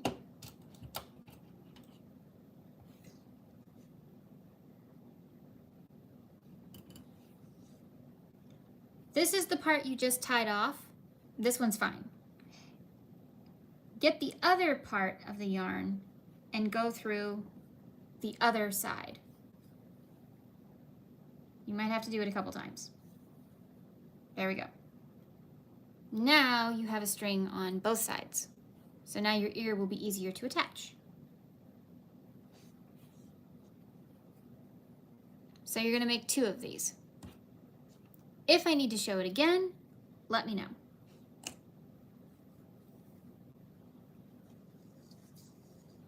I'm trying to use up yarn. I literally have 5 colors, so I'm going to work out of both sides of the cake. Very smart. I'm back. Just the live stream had to... I'm back. I just had... Oh, I'm sorry. I'm back. in just this live stream, the mayor in my town. Okay. Thank you, I think.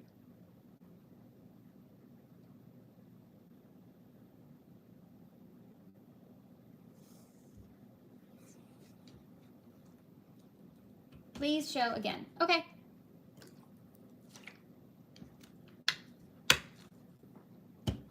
Can do.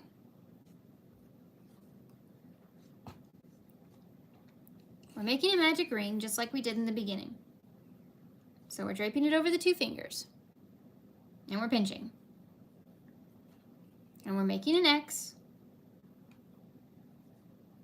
We're taking our ring finger and our pinky and holding the yarn. Taking our hook with the face tied down, head side down, under the front loop, and grabbing the back loop as we twist the whole hook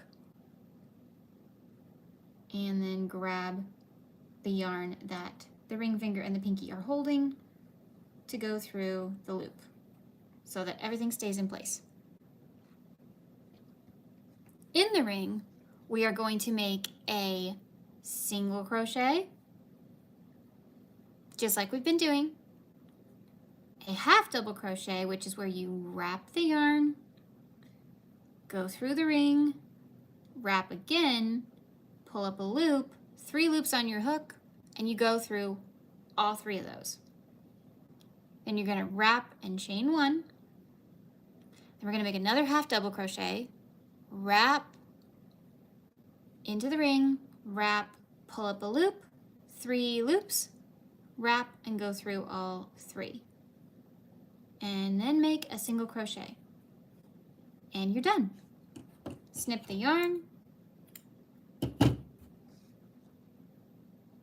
Before you take your hook out, chain 1, pull tight, close the ring with the other tail, as tight as you can, don't break it, and then thread that yarn through your needle so that it goes out the other side. So that now your ears are prepped for sewing. Ta-da!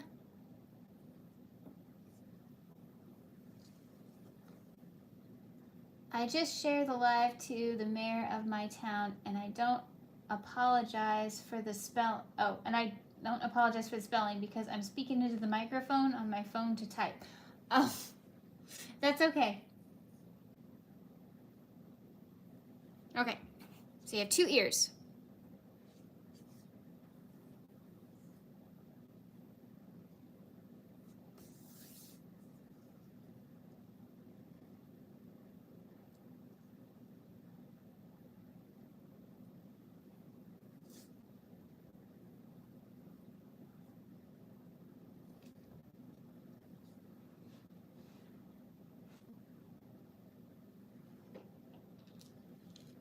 I'm going to take a water break while everyone makes their ears.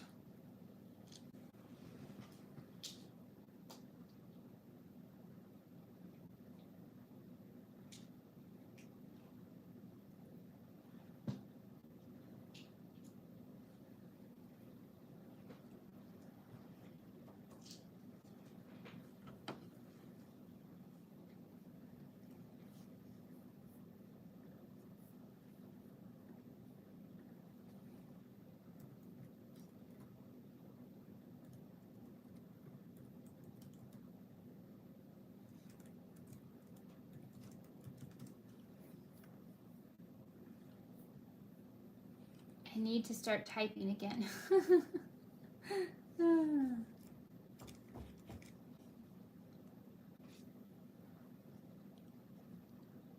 Oh my goodness, we have 30 people here. That's great. Yes, thank you for the hearts. They're very helpful. They tell people that we're live.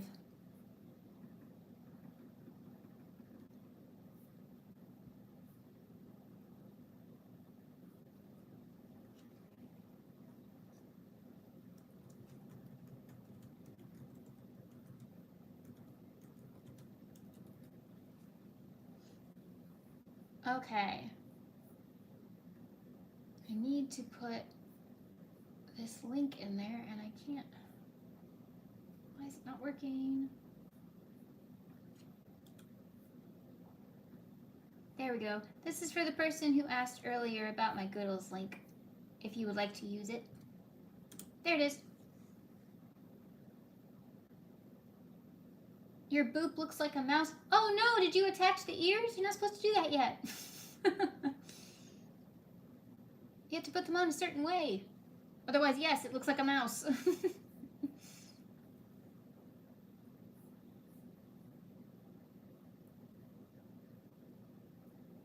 I'm going to have to drop. I have to get up early for a blood draw and my eyes and thumb are getting sore. Oh, that's okay. And remember, if you just want a regular tutorial, it's already up on the channel. You just type in Boop the Bat and it should pop up.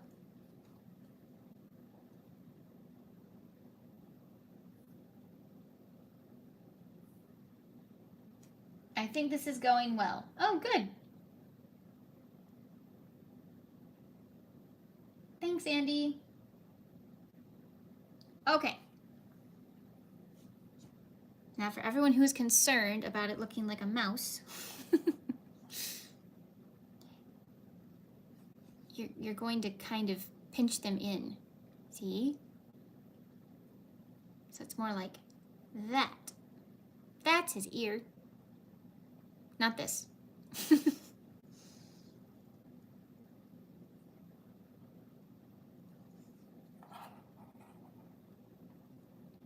Okay. Now you want to attach the ears before you add the stuffing, in my opinion, because otherwise you're going to get fluff stuck on your hook or your needle. So we're going to take one ear. Just one, please. Thank you. One ear. And it's going to be the, well, how do I phrase this? It's going to be the ear, the part of the ear that you want closest to the middle of the head. That sounds so wordy, but you know what I mean. The part of the ear that's going to go the closest to the head. Like that.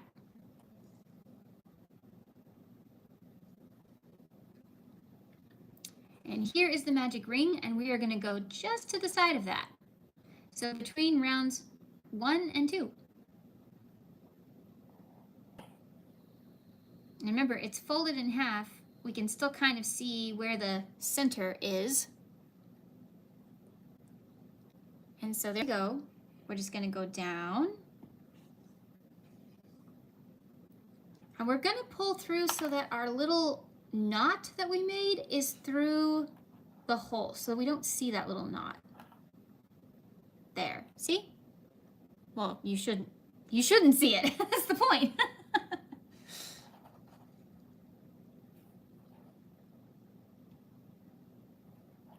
Okay. Now we're going to take the other tail. Don't worry, I have to do this again on the other ear, so if you're lost. Oh my gosh. I almost did the wrong ears. My ears need to be black. Sorry. So glad I caught myself. There we go. There. Okay. Phew, that was a close one. All right. I'll use those gray ears for something else. Well, uh-oh. What's wrong with Donna? Wait. Hi, Shannon and all. I am late to the live. I have been a Spoonie couple of days. Oh no. I will watch the replay or the tutorial to make Boop. My grandson and I were looking forward to making him. Oh. Yes, I would love to see your Boops. Remember, you can always post them in the community tab, or you can email me, or you can post them in the Facebook group, or you can tag me on social media. Lots of different ways. You made black ones, yep. It's kind of traditional. Well, I mean, I guess gray is, but you know. All right, so again, we're going to thread this side. I'm not sure if I'm reversed in the camera or not, but at the moment, I would say this is the left side going into the right side of the head. Yeah. Okay. So again, between rounds 1 and 2, as centered as possible, go straight down. And we're pulling just a little bit so that that little corner is tucked inside the head. Perfect.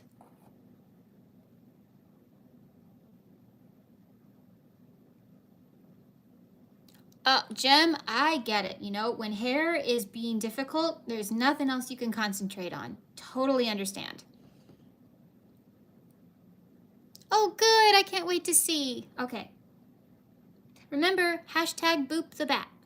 All one word. Now then, for this one, we want to get close to this, but we do not want to go in that stitch. So we're just going to go in the middle of a stitch on round 2. So see how we're in the middle of a stitch. Like that. And go straight down. And again, pull. Now your ear should start to curve like this. If it's not, that's okay. We're going to sew it a certain way, so it's fine. But at the moment, your ear should start to curve a little bit because it's close together and angled.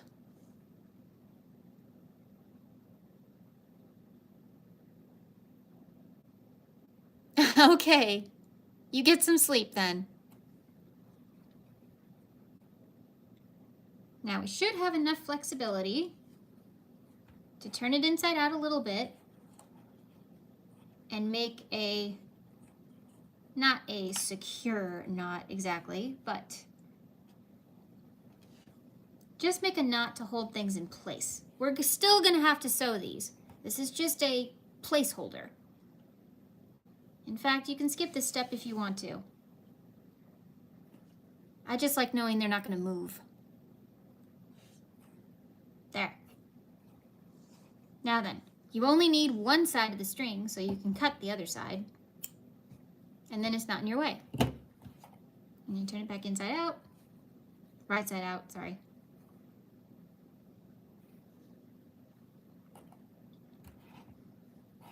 Thread the needle.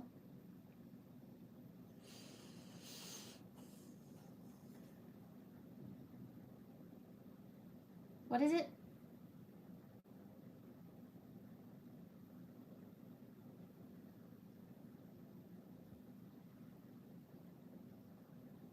Near it. Yeah, don't go through the same hole.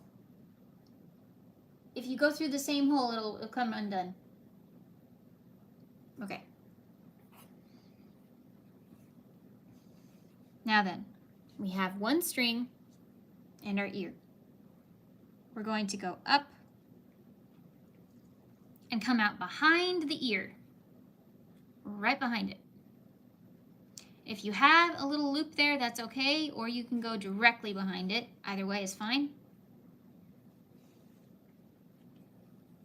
We are going to catch the back of these stitches like this. So we're going to catch either this one sitting down here or this one.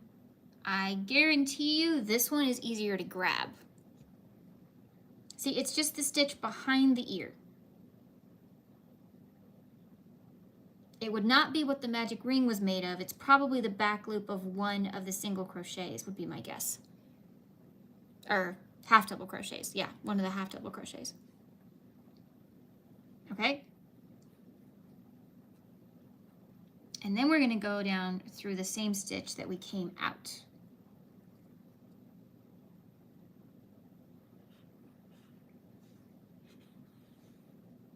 And we're just going to just lightly tug. And if you're nervous about it coming undone, do it again. Grab another piece of the back of the ear and then go through. So now we're going to grab this one. If you are just making this a little Halloween decoration and no children are going to play with it and stuff, you don't have to make the ears crazy secure.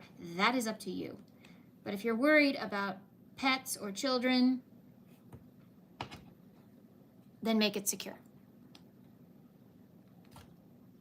Ta-da! There! See? Now he's got a little curved ear.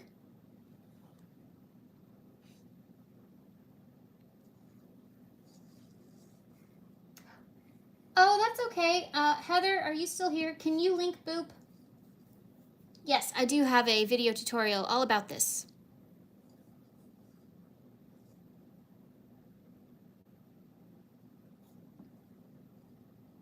And Heather is going to link the Boop tutorial for you.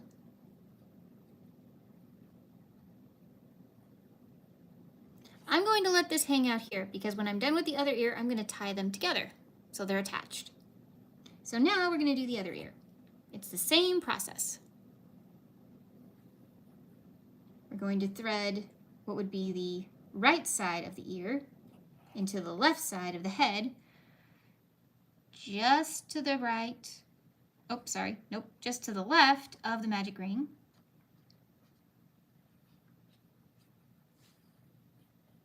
Pull so the little thing disappears.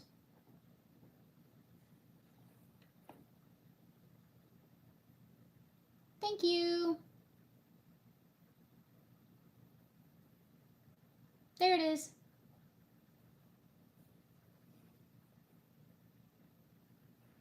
Now we're going to go very near it, but not in the same stitch. So I'm going to pick between this stitch right here.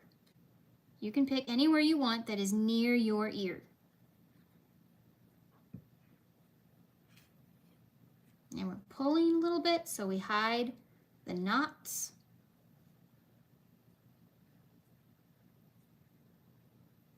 We're going to turn it inside out. Again, this step is optional, but I do recommend it.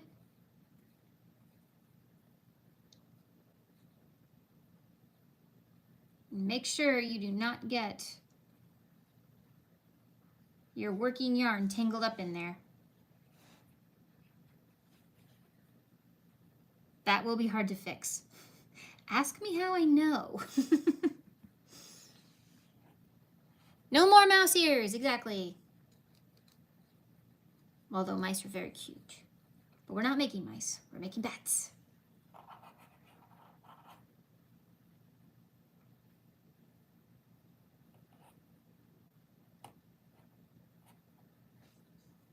Gonna double knot it, fasten off one of the sides.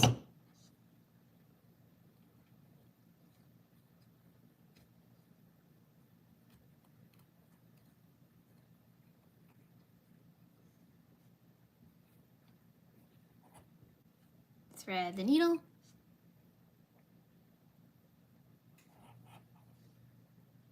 Go back up and grab a back loop. Let me get a little closer this time. There we go.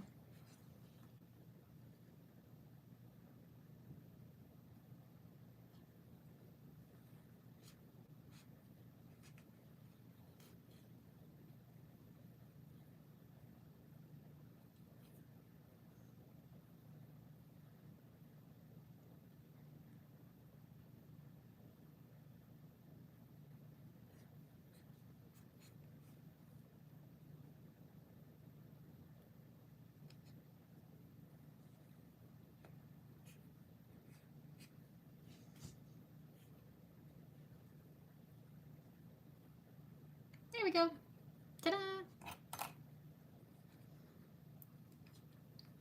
Now this part is not optional. Please turn it inside out. And tie the left side and the right side together. How you tie them together is up to you. I'm gonna do a double loop twice. And then I'm gonna take the yarn from the center of my magic ring that holds the body together and tie that.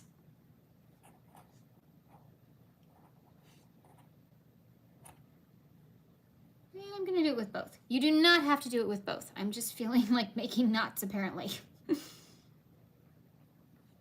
Now then, all of this stuff is in your way. We're going to cut this off, but we're going to save it because we're going to use it as stuffing in a minute, but it's in our way at the moment. So we're going to cut all this off and save it to the side. Turn it back right side out.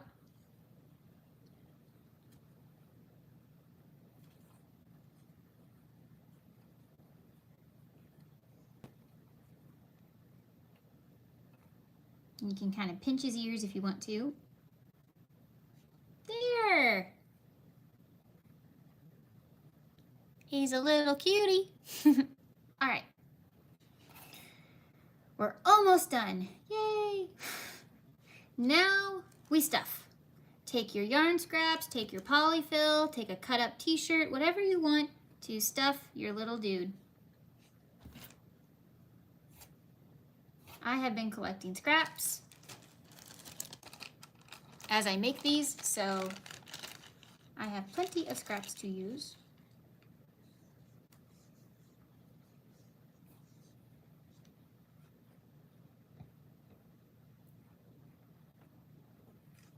And I just kind of cup it in my hands so it stays round, and then just pack it in.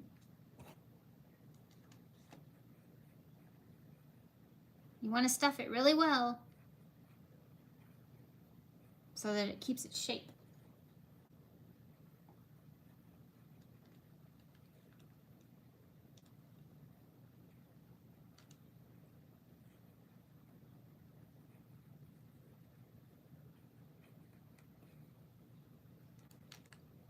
Stay below the last round you made, so like stay under this line so that when you are closing it up, you don't get caught on it. That's a little handy hint for you. If you keep your stuffing under the top line of whatever you make, this is just honestly a rule of thumb. If you keep it under the top loop, you can easily stuff the top loop later because that's the one that's sticking out just barely when you're done. So you can easily fill that little hole. However, while you're doing the big stuffing, which I know that this isn't very big, but you get the idea, then you want to stay under the line so that when you're scooping stitches and stuff, you don't get caught. There's a little fun fact for you. Hello, Serene. Thank you. Yeah, it's a little addictive to make. See? You can make it with glasses, with glitter, glow in the dark, different kinds of wings. I will show you how to make both. You can decide which wings you wish. And then here's our original little Boop, who got his name because I kept going boop.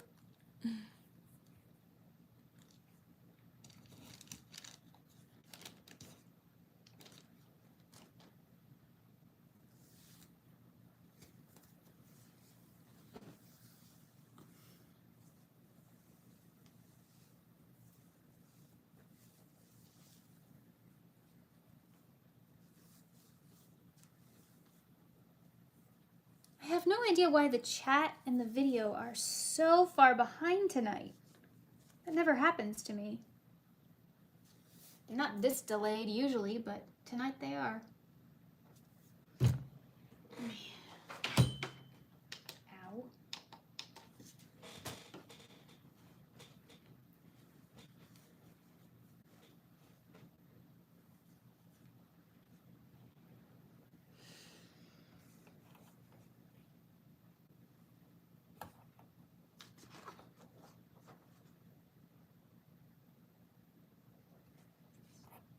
Okay, for the next round, we're going to make 12 single crochet all the way around.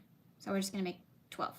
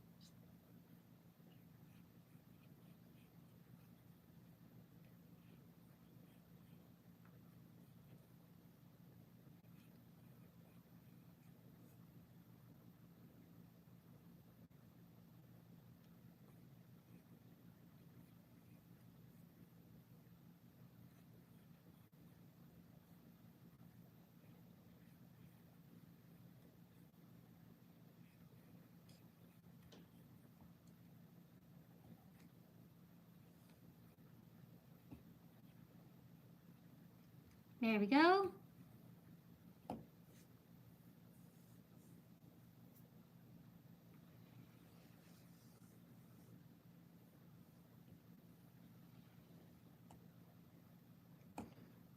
Okay then, I'm going to show you two versions of his feet. You can make this one, which is the original, or you can make this one.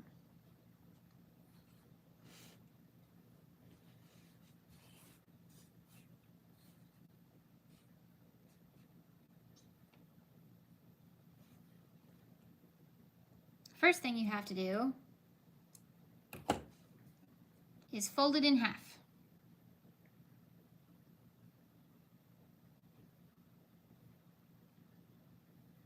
Making sure that our face is going to be front ways. Now for this particular version, you may want to rip out the last 2 stitches. So really you only need to make 10, I guess, if you're doing this version of the feet.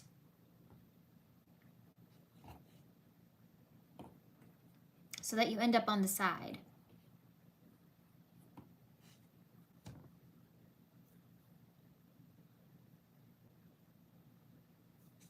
We're going to wrap and go through both sides of Boop, like that. So we're going across. And we're gonna pull up a loop that's tall. Not too tall, but tall-ish. And that's all we're gonna do. And we're gonna wrap, and we're gonna go through that same pair of stitches and pull up a tall loop so that it matches the other one. And we're going to do it again. Just pulling up a tall loop so they all match. And one more time. Pulling up a tall loop. So you should have 1, 2, 3, 4, 5, 6, 7, 8 stitches on your hook.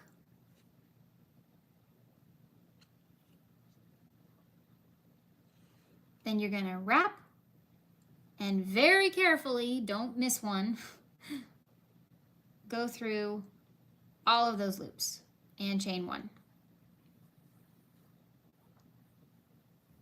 What's your favorite crochet stitch? Special stitch like popcorn and not single crochet? Question for everyone in the chat. Okay, cool. Hello, Erin. Nice of you to join us. Okay, so that is one foot.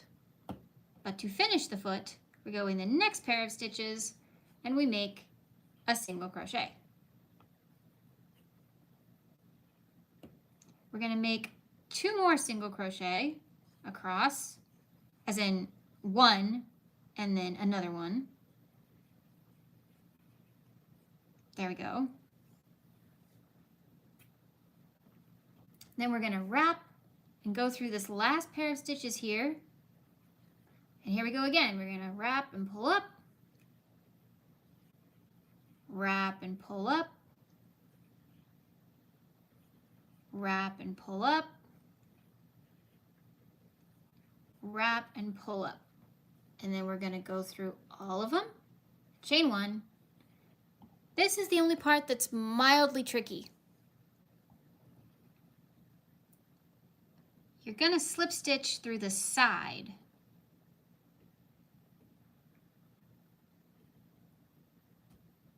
Like that.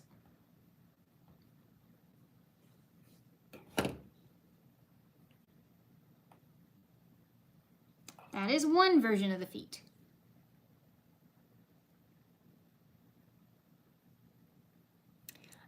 Actually, I think this particular stitch is called a bullion. A bobble is where you're making double crochet, or maybe for UK it's treble, I don't know. But you're making double crochet, but you're not finishing them, and then you go through with them. A bullion is where you're pulling up stitches. I'm almost positive.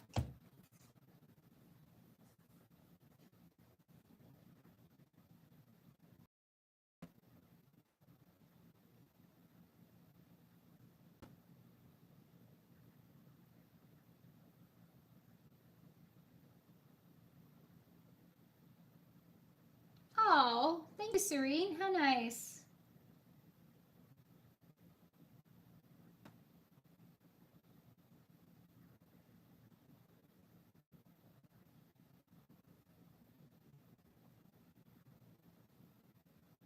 So that's one version of how to do the feet.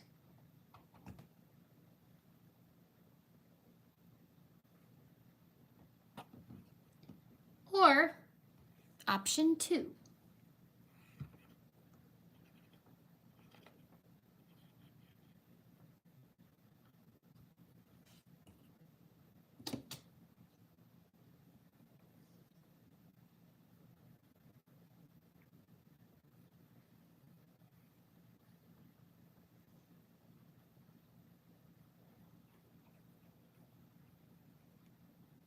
Also, you can stuff a teeny bit more if you want to. Now that you have 2 rows, you've only stuffed up to row 1.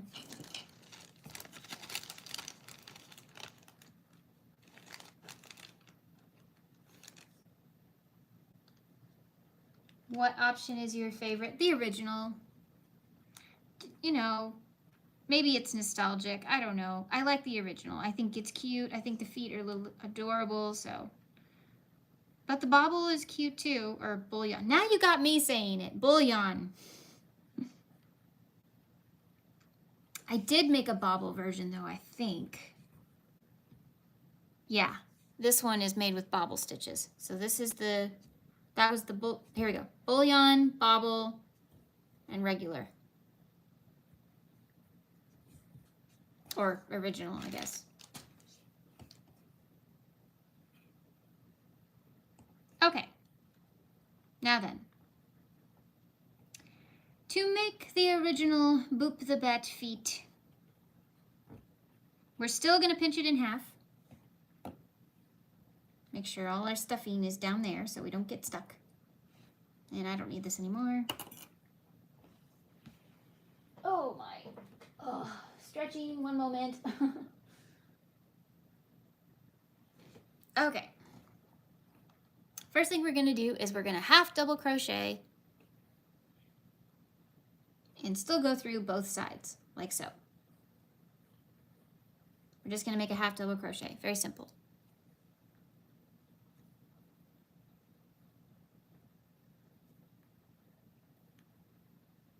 Yes, you single crochet between the 2 feet, very good.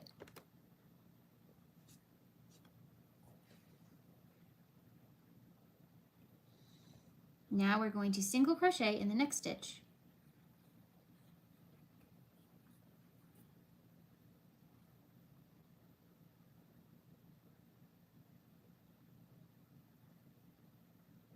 Hold on. Something doesn't look right, which is weird because this is my pattern.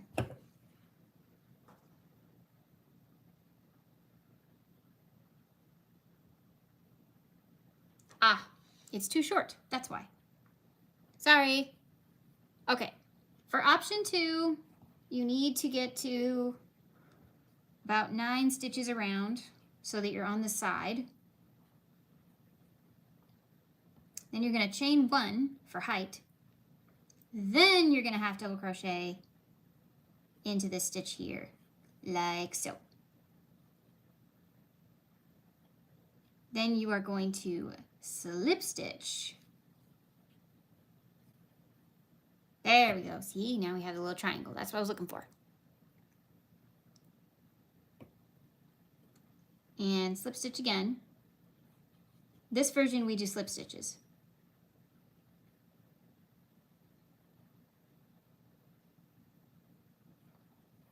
Then you make a single crochet and then a half double.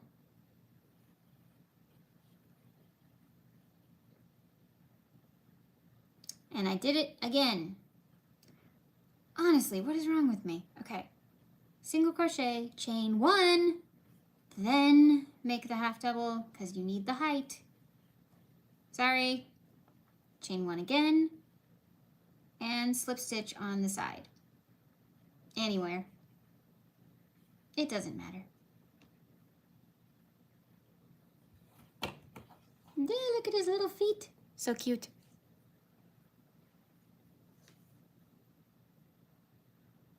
is the Bobble one where you do 5 and then you take out your hook and you pull it through the loop. You do the top of the first one and the top of the first double crochet. Yes, yes, that is a Bobble. Very good. That's okay, Erin. I have a beginner basics playlist. Oh, back to basics for beginners. You might want to take a look at that. I teach you all the way from what you actually need to start crocheting, and then tomorrow is our final lesson, which is the magic ring. 3 ways.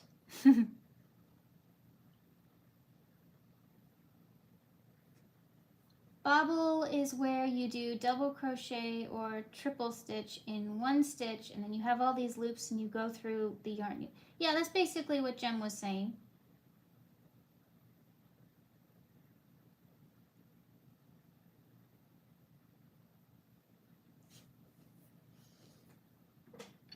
Let's see if I can grab it.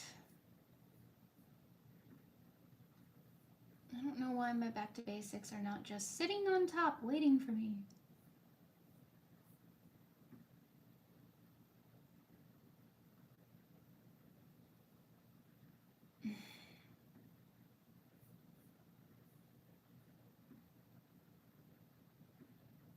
There we go.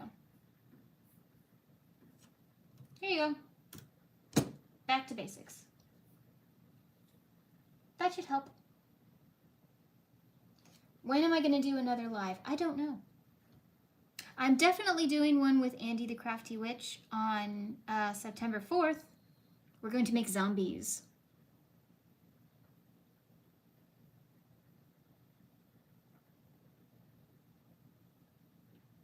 No problem. Happy to help. Okay, so if you have little feet, doesn't matter which kind, I'm going to go with this one. Then you snip off a little bit, but leave room for sewing.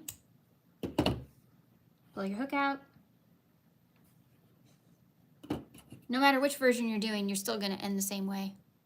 Yep, zombies. Maybe I'll even make a zombie boop. Guess you guys will have to attend to find out. So we're just going to go in and out of the body as many times as we wish, just to make sure that tail is good and tucked in. Oh boy, I hate when that happens. See, I caught a little bit of the stuff. There we go.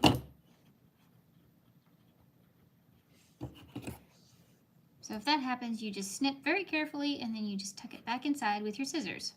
This is why we use pointy scissors.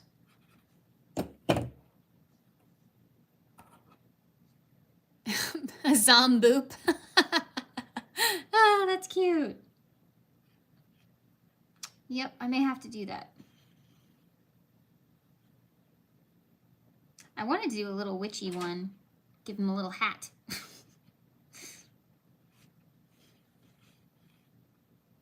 Somebody said I should turn them into Glinda and Elphaba.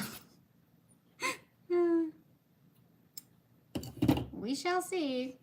Okay. Yeah, he still looks like a reindeer, doesn't he? Oh dear. Oh well. He's cute.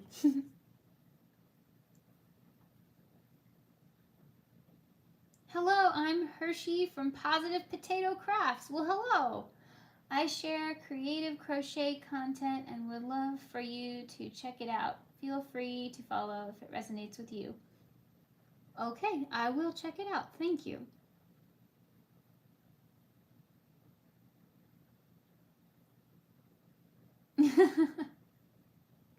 That's okay, Erin. Check out the playlist tomorrow. Let me know what you think and see if that helps you at all. Glinda and Elphaba boops. Oh my gosh. Okay. All right. Who's ready to make wings? Yay! So they can fly. Because right now he is grounded.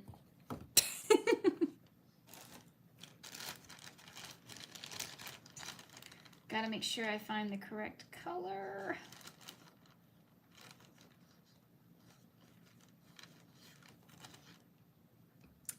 sure it's this one.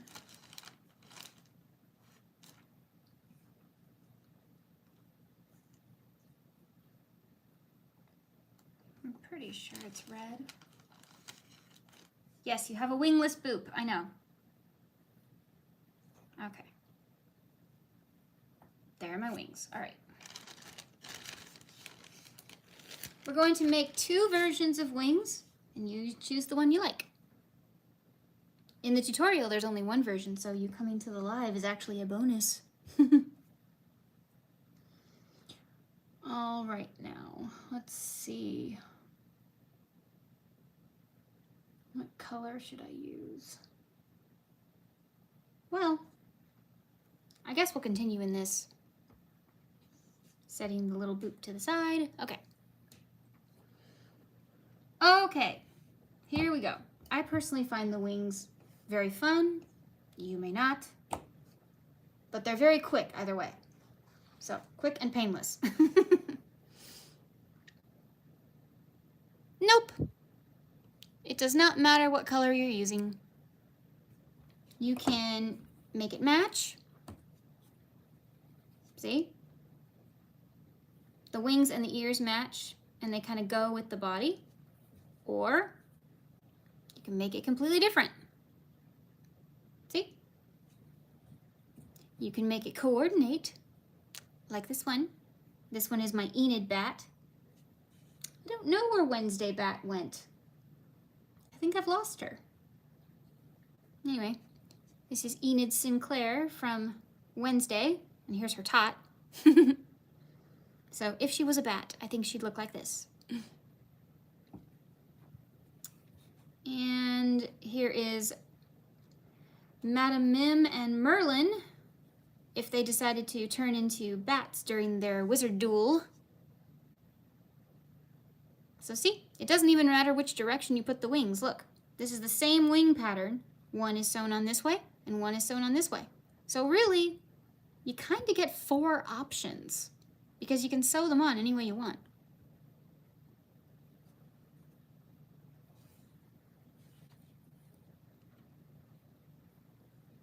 I don't have a grounded boop. I don't even have a boop. I need to make a boop tomorrow. I will rewatch the live and follow the tutorial.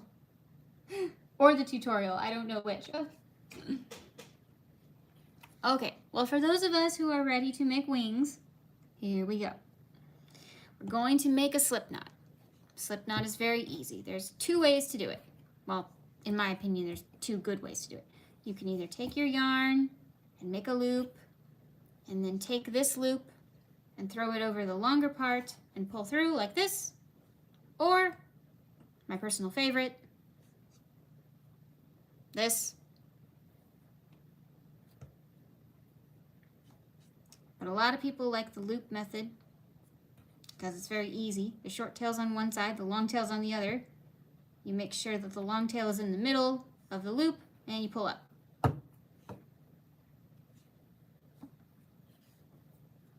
I did a much better explanation in Back to Basics, so go watch those videos. You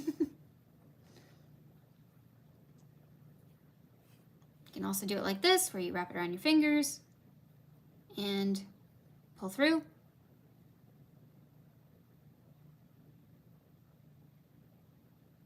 So what you're saying is it doesn't matter how you put the wings on the bat. Yes, that is correct.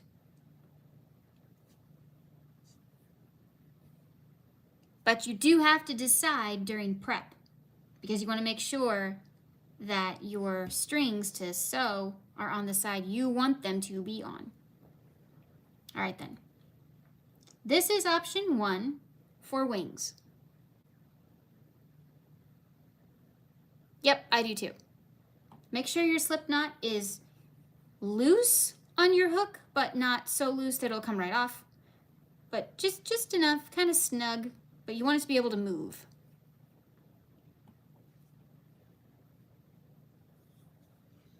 Chain 7. 1, 2, 3, 4, 5, 6, 7.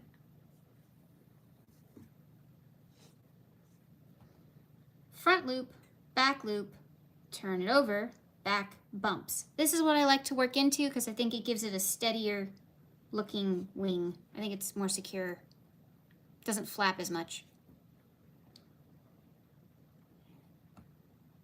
In the first back bump, we're going to insert our hook and make a slip stitch. That means we're going to wrap, pull through the bump, and pull through the loop. The next one, the next bump, is a single crochet. We've made that a million times tonight, so there you go. Next is a half double crochet.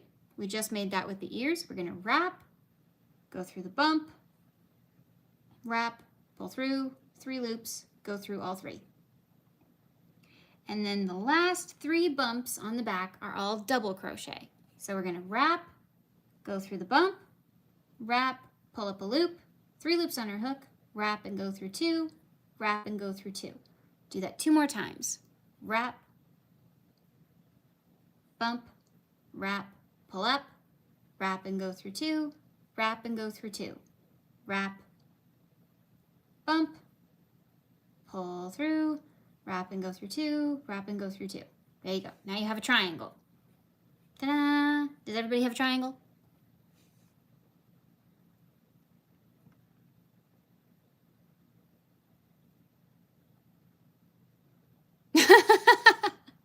Oh, that's funny, Jem.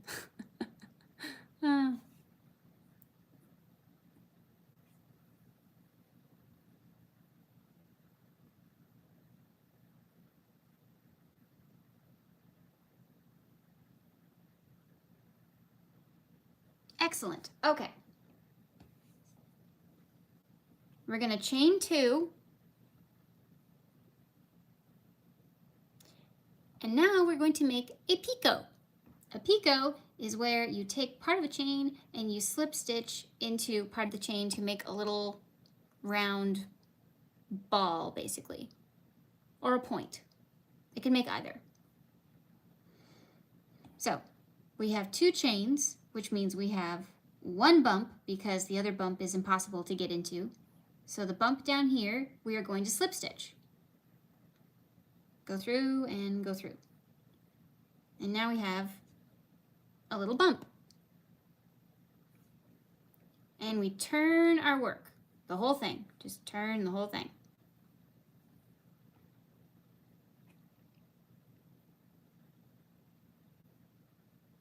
Did I lose anyone?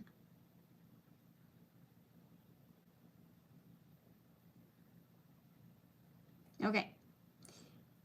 In this first stitch, which would also be the last double crochet we made, we're going to make a single crochet.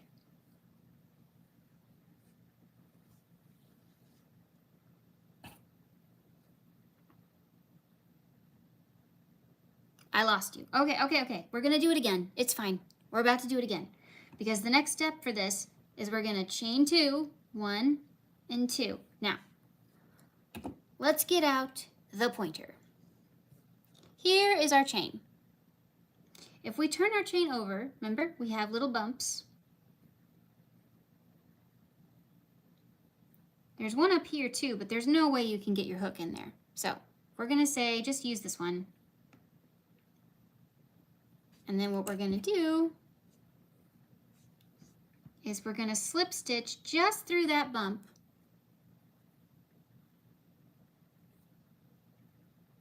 And that's it. And then we turn. And then in the stitch down below, we're going to make a single crochet. That kind of finishes it off. So see, we're making little points or bumps or whatever you want to call them. They're called picots.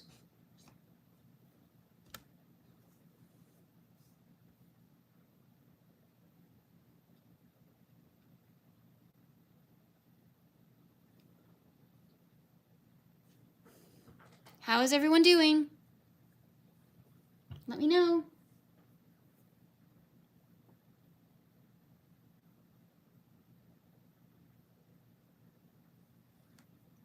Hello, Stephanie.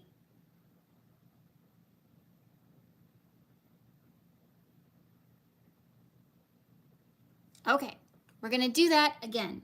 We're gonna chain 2 and slip stitch into the bump. Sometimes it's not easy. And then the one right below it, we're gonna single crochet. Do it again, chain 2, slip stitch into the bump. Right below it, single crochet.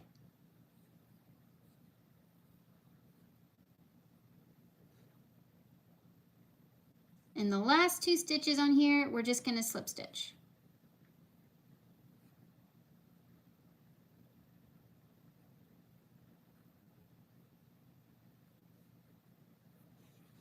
So it's gonna look like that.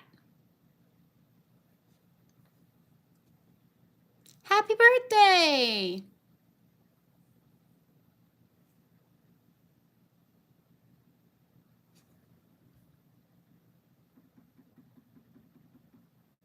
I don't know, can you see those? See the little party hats on the side? That's for you, Stephanie.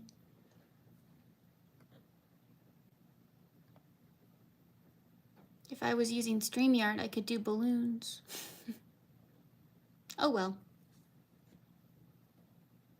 Now, that's how you do that kind of wing. So now you're gonna have a decent sized tail.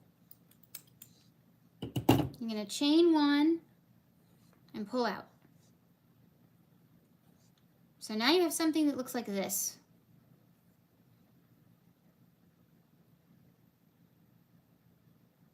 Yes, everyone wish her happy birthday.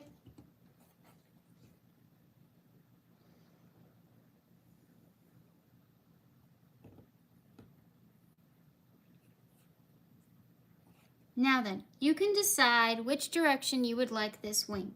Would you like it to be like this, which is how the original boop looks? Or you can have it like this.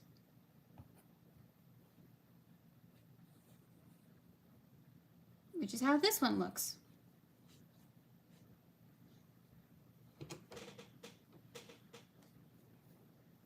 So you get a choice here of which direction you would like the wings to face. Also, whatever you decide, you make 2 of them, obviously. You need 2 wings.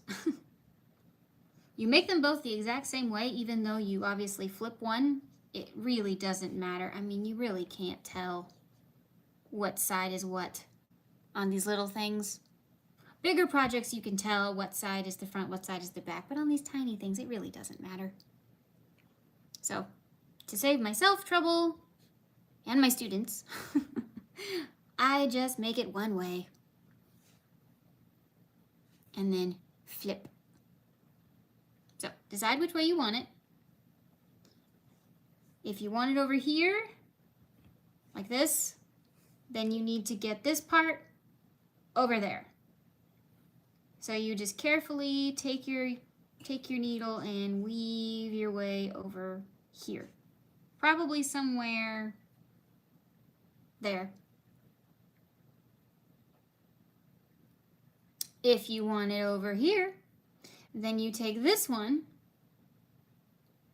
and you get it on this side, probably somewhere over here. Thank you, Dinosaur. Dino Snore, sorry. Now then, let me show you how to make option 2. And I will do it in a different color to make it less confusing. All right, we're still gonna start with a slip knot. We're always gonna start with a slip knot. There we go.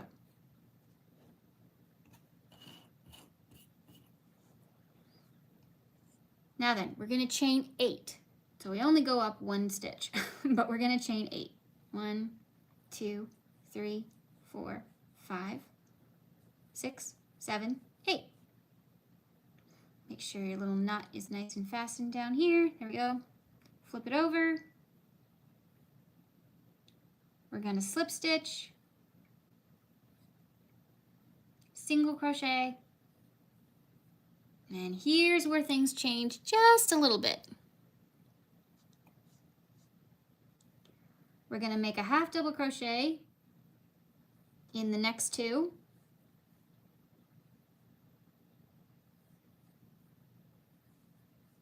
And double crochet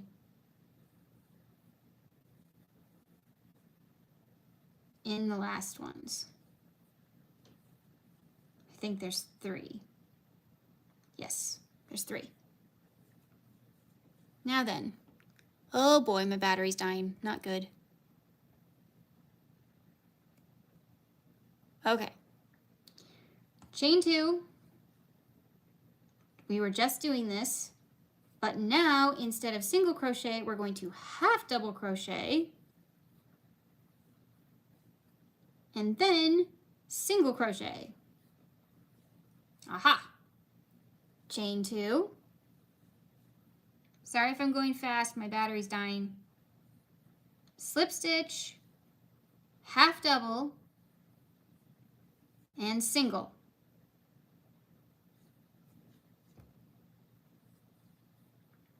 One more time, chain 2, slip stitch in the back bump,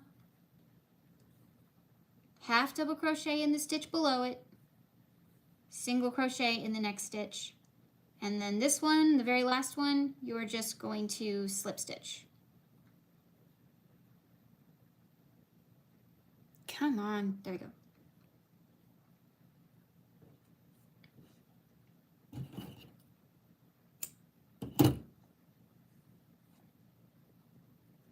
Again, whatever direction you want the wings is up to you. If you want them to be tiny, you get it over here. If you want them to be larger, you get it over here. Just make sure your tails are on the same side. And of course, I didn't prep my wings. Great. Always prep your wings.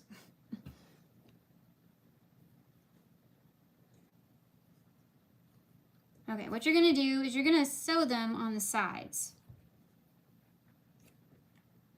And I'm gonna do this with just one string because we're running out of time. So I am going to, oh boy, hold on. I actually have to look this part up. Right, okay. This is round 4. So around round 4 to the side of the ear, we're going to insert our hook. No, we're not. Our needle. I know what that is. And we're going to sew down. Very easy. It's going to give itself a little hug while you sew. Sew any way you like. I don't have a preference. I just sew to make sure it's on there. That's it. Just want to make sure it stays on there. And I'm going to leave this in the back because I'm going to tie the 2 tails together. I'll fix this later. Again, it gives itself a little hug. See? While you attach things.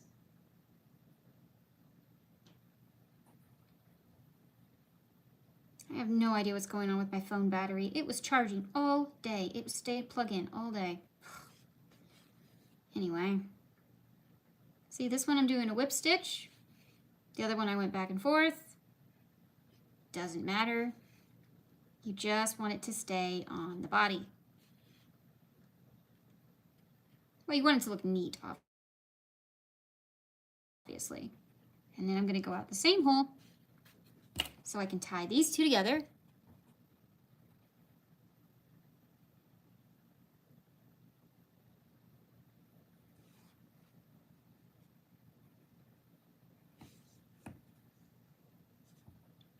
Then you can hide the tails.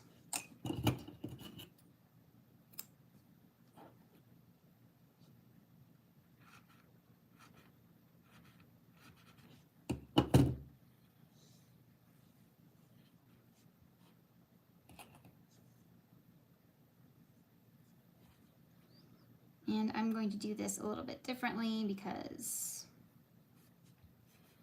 I ran out of time.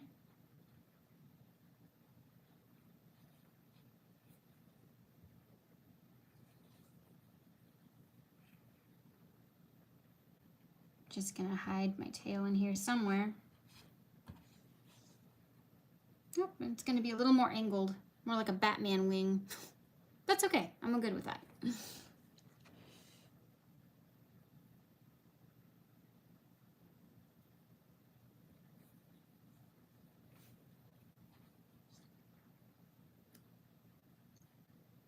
Sorry if I'm rushing, I'm on 20% power and I just need this live to be complete.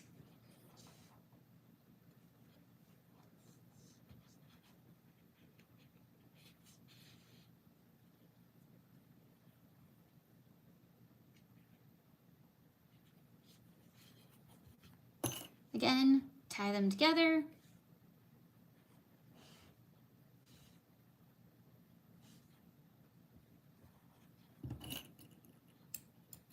All right, there. And you have your very own little boop. I am so sorry to leave you in such a rushed fashion, but remember, the tutorial is linked down below. Back to Basics is linked down below. If you would like to make more of these, let me know. If you would like me to do more live streams where we make fun little versions of Boop or my corgis, let me know. And I will talk to you guys later. Remember, life happens, yarn helps, and Spoonies can stitch it up too. Real quickly, please remember, I want to see your boops. Hashtag boop the bat and tag the Spoonie Stitcher. All right, have a good night.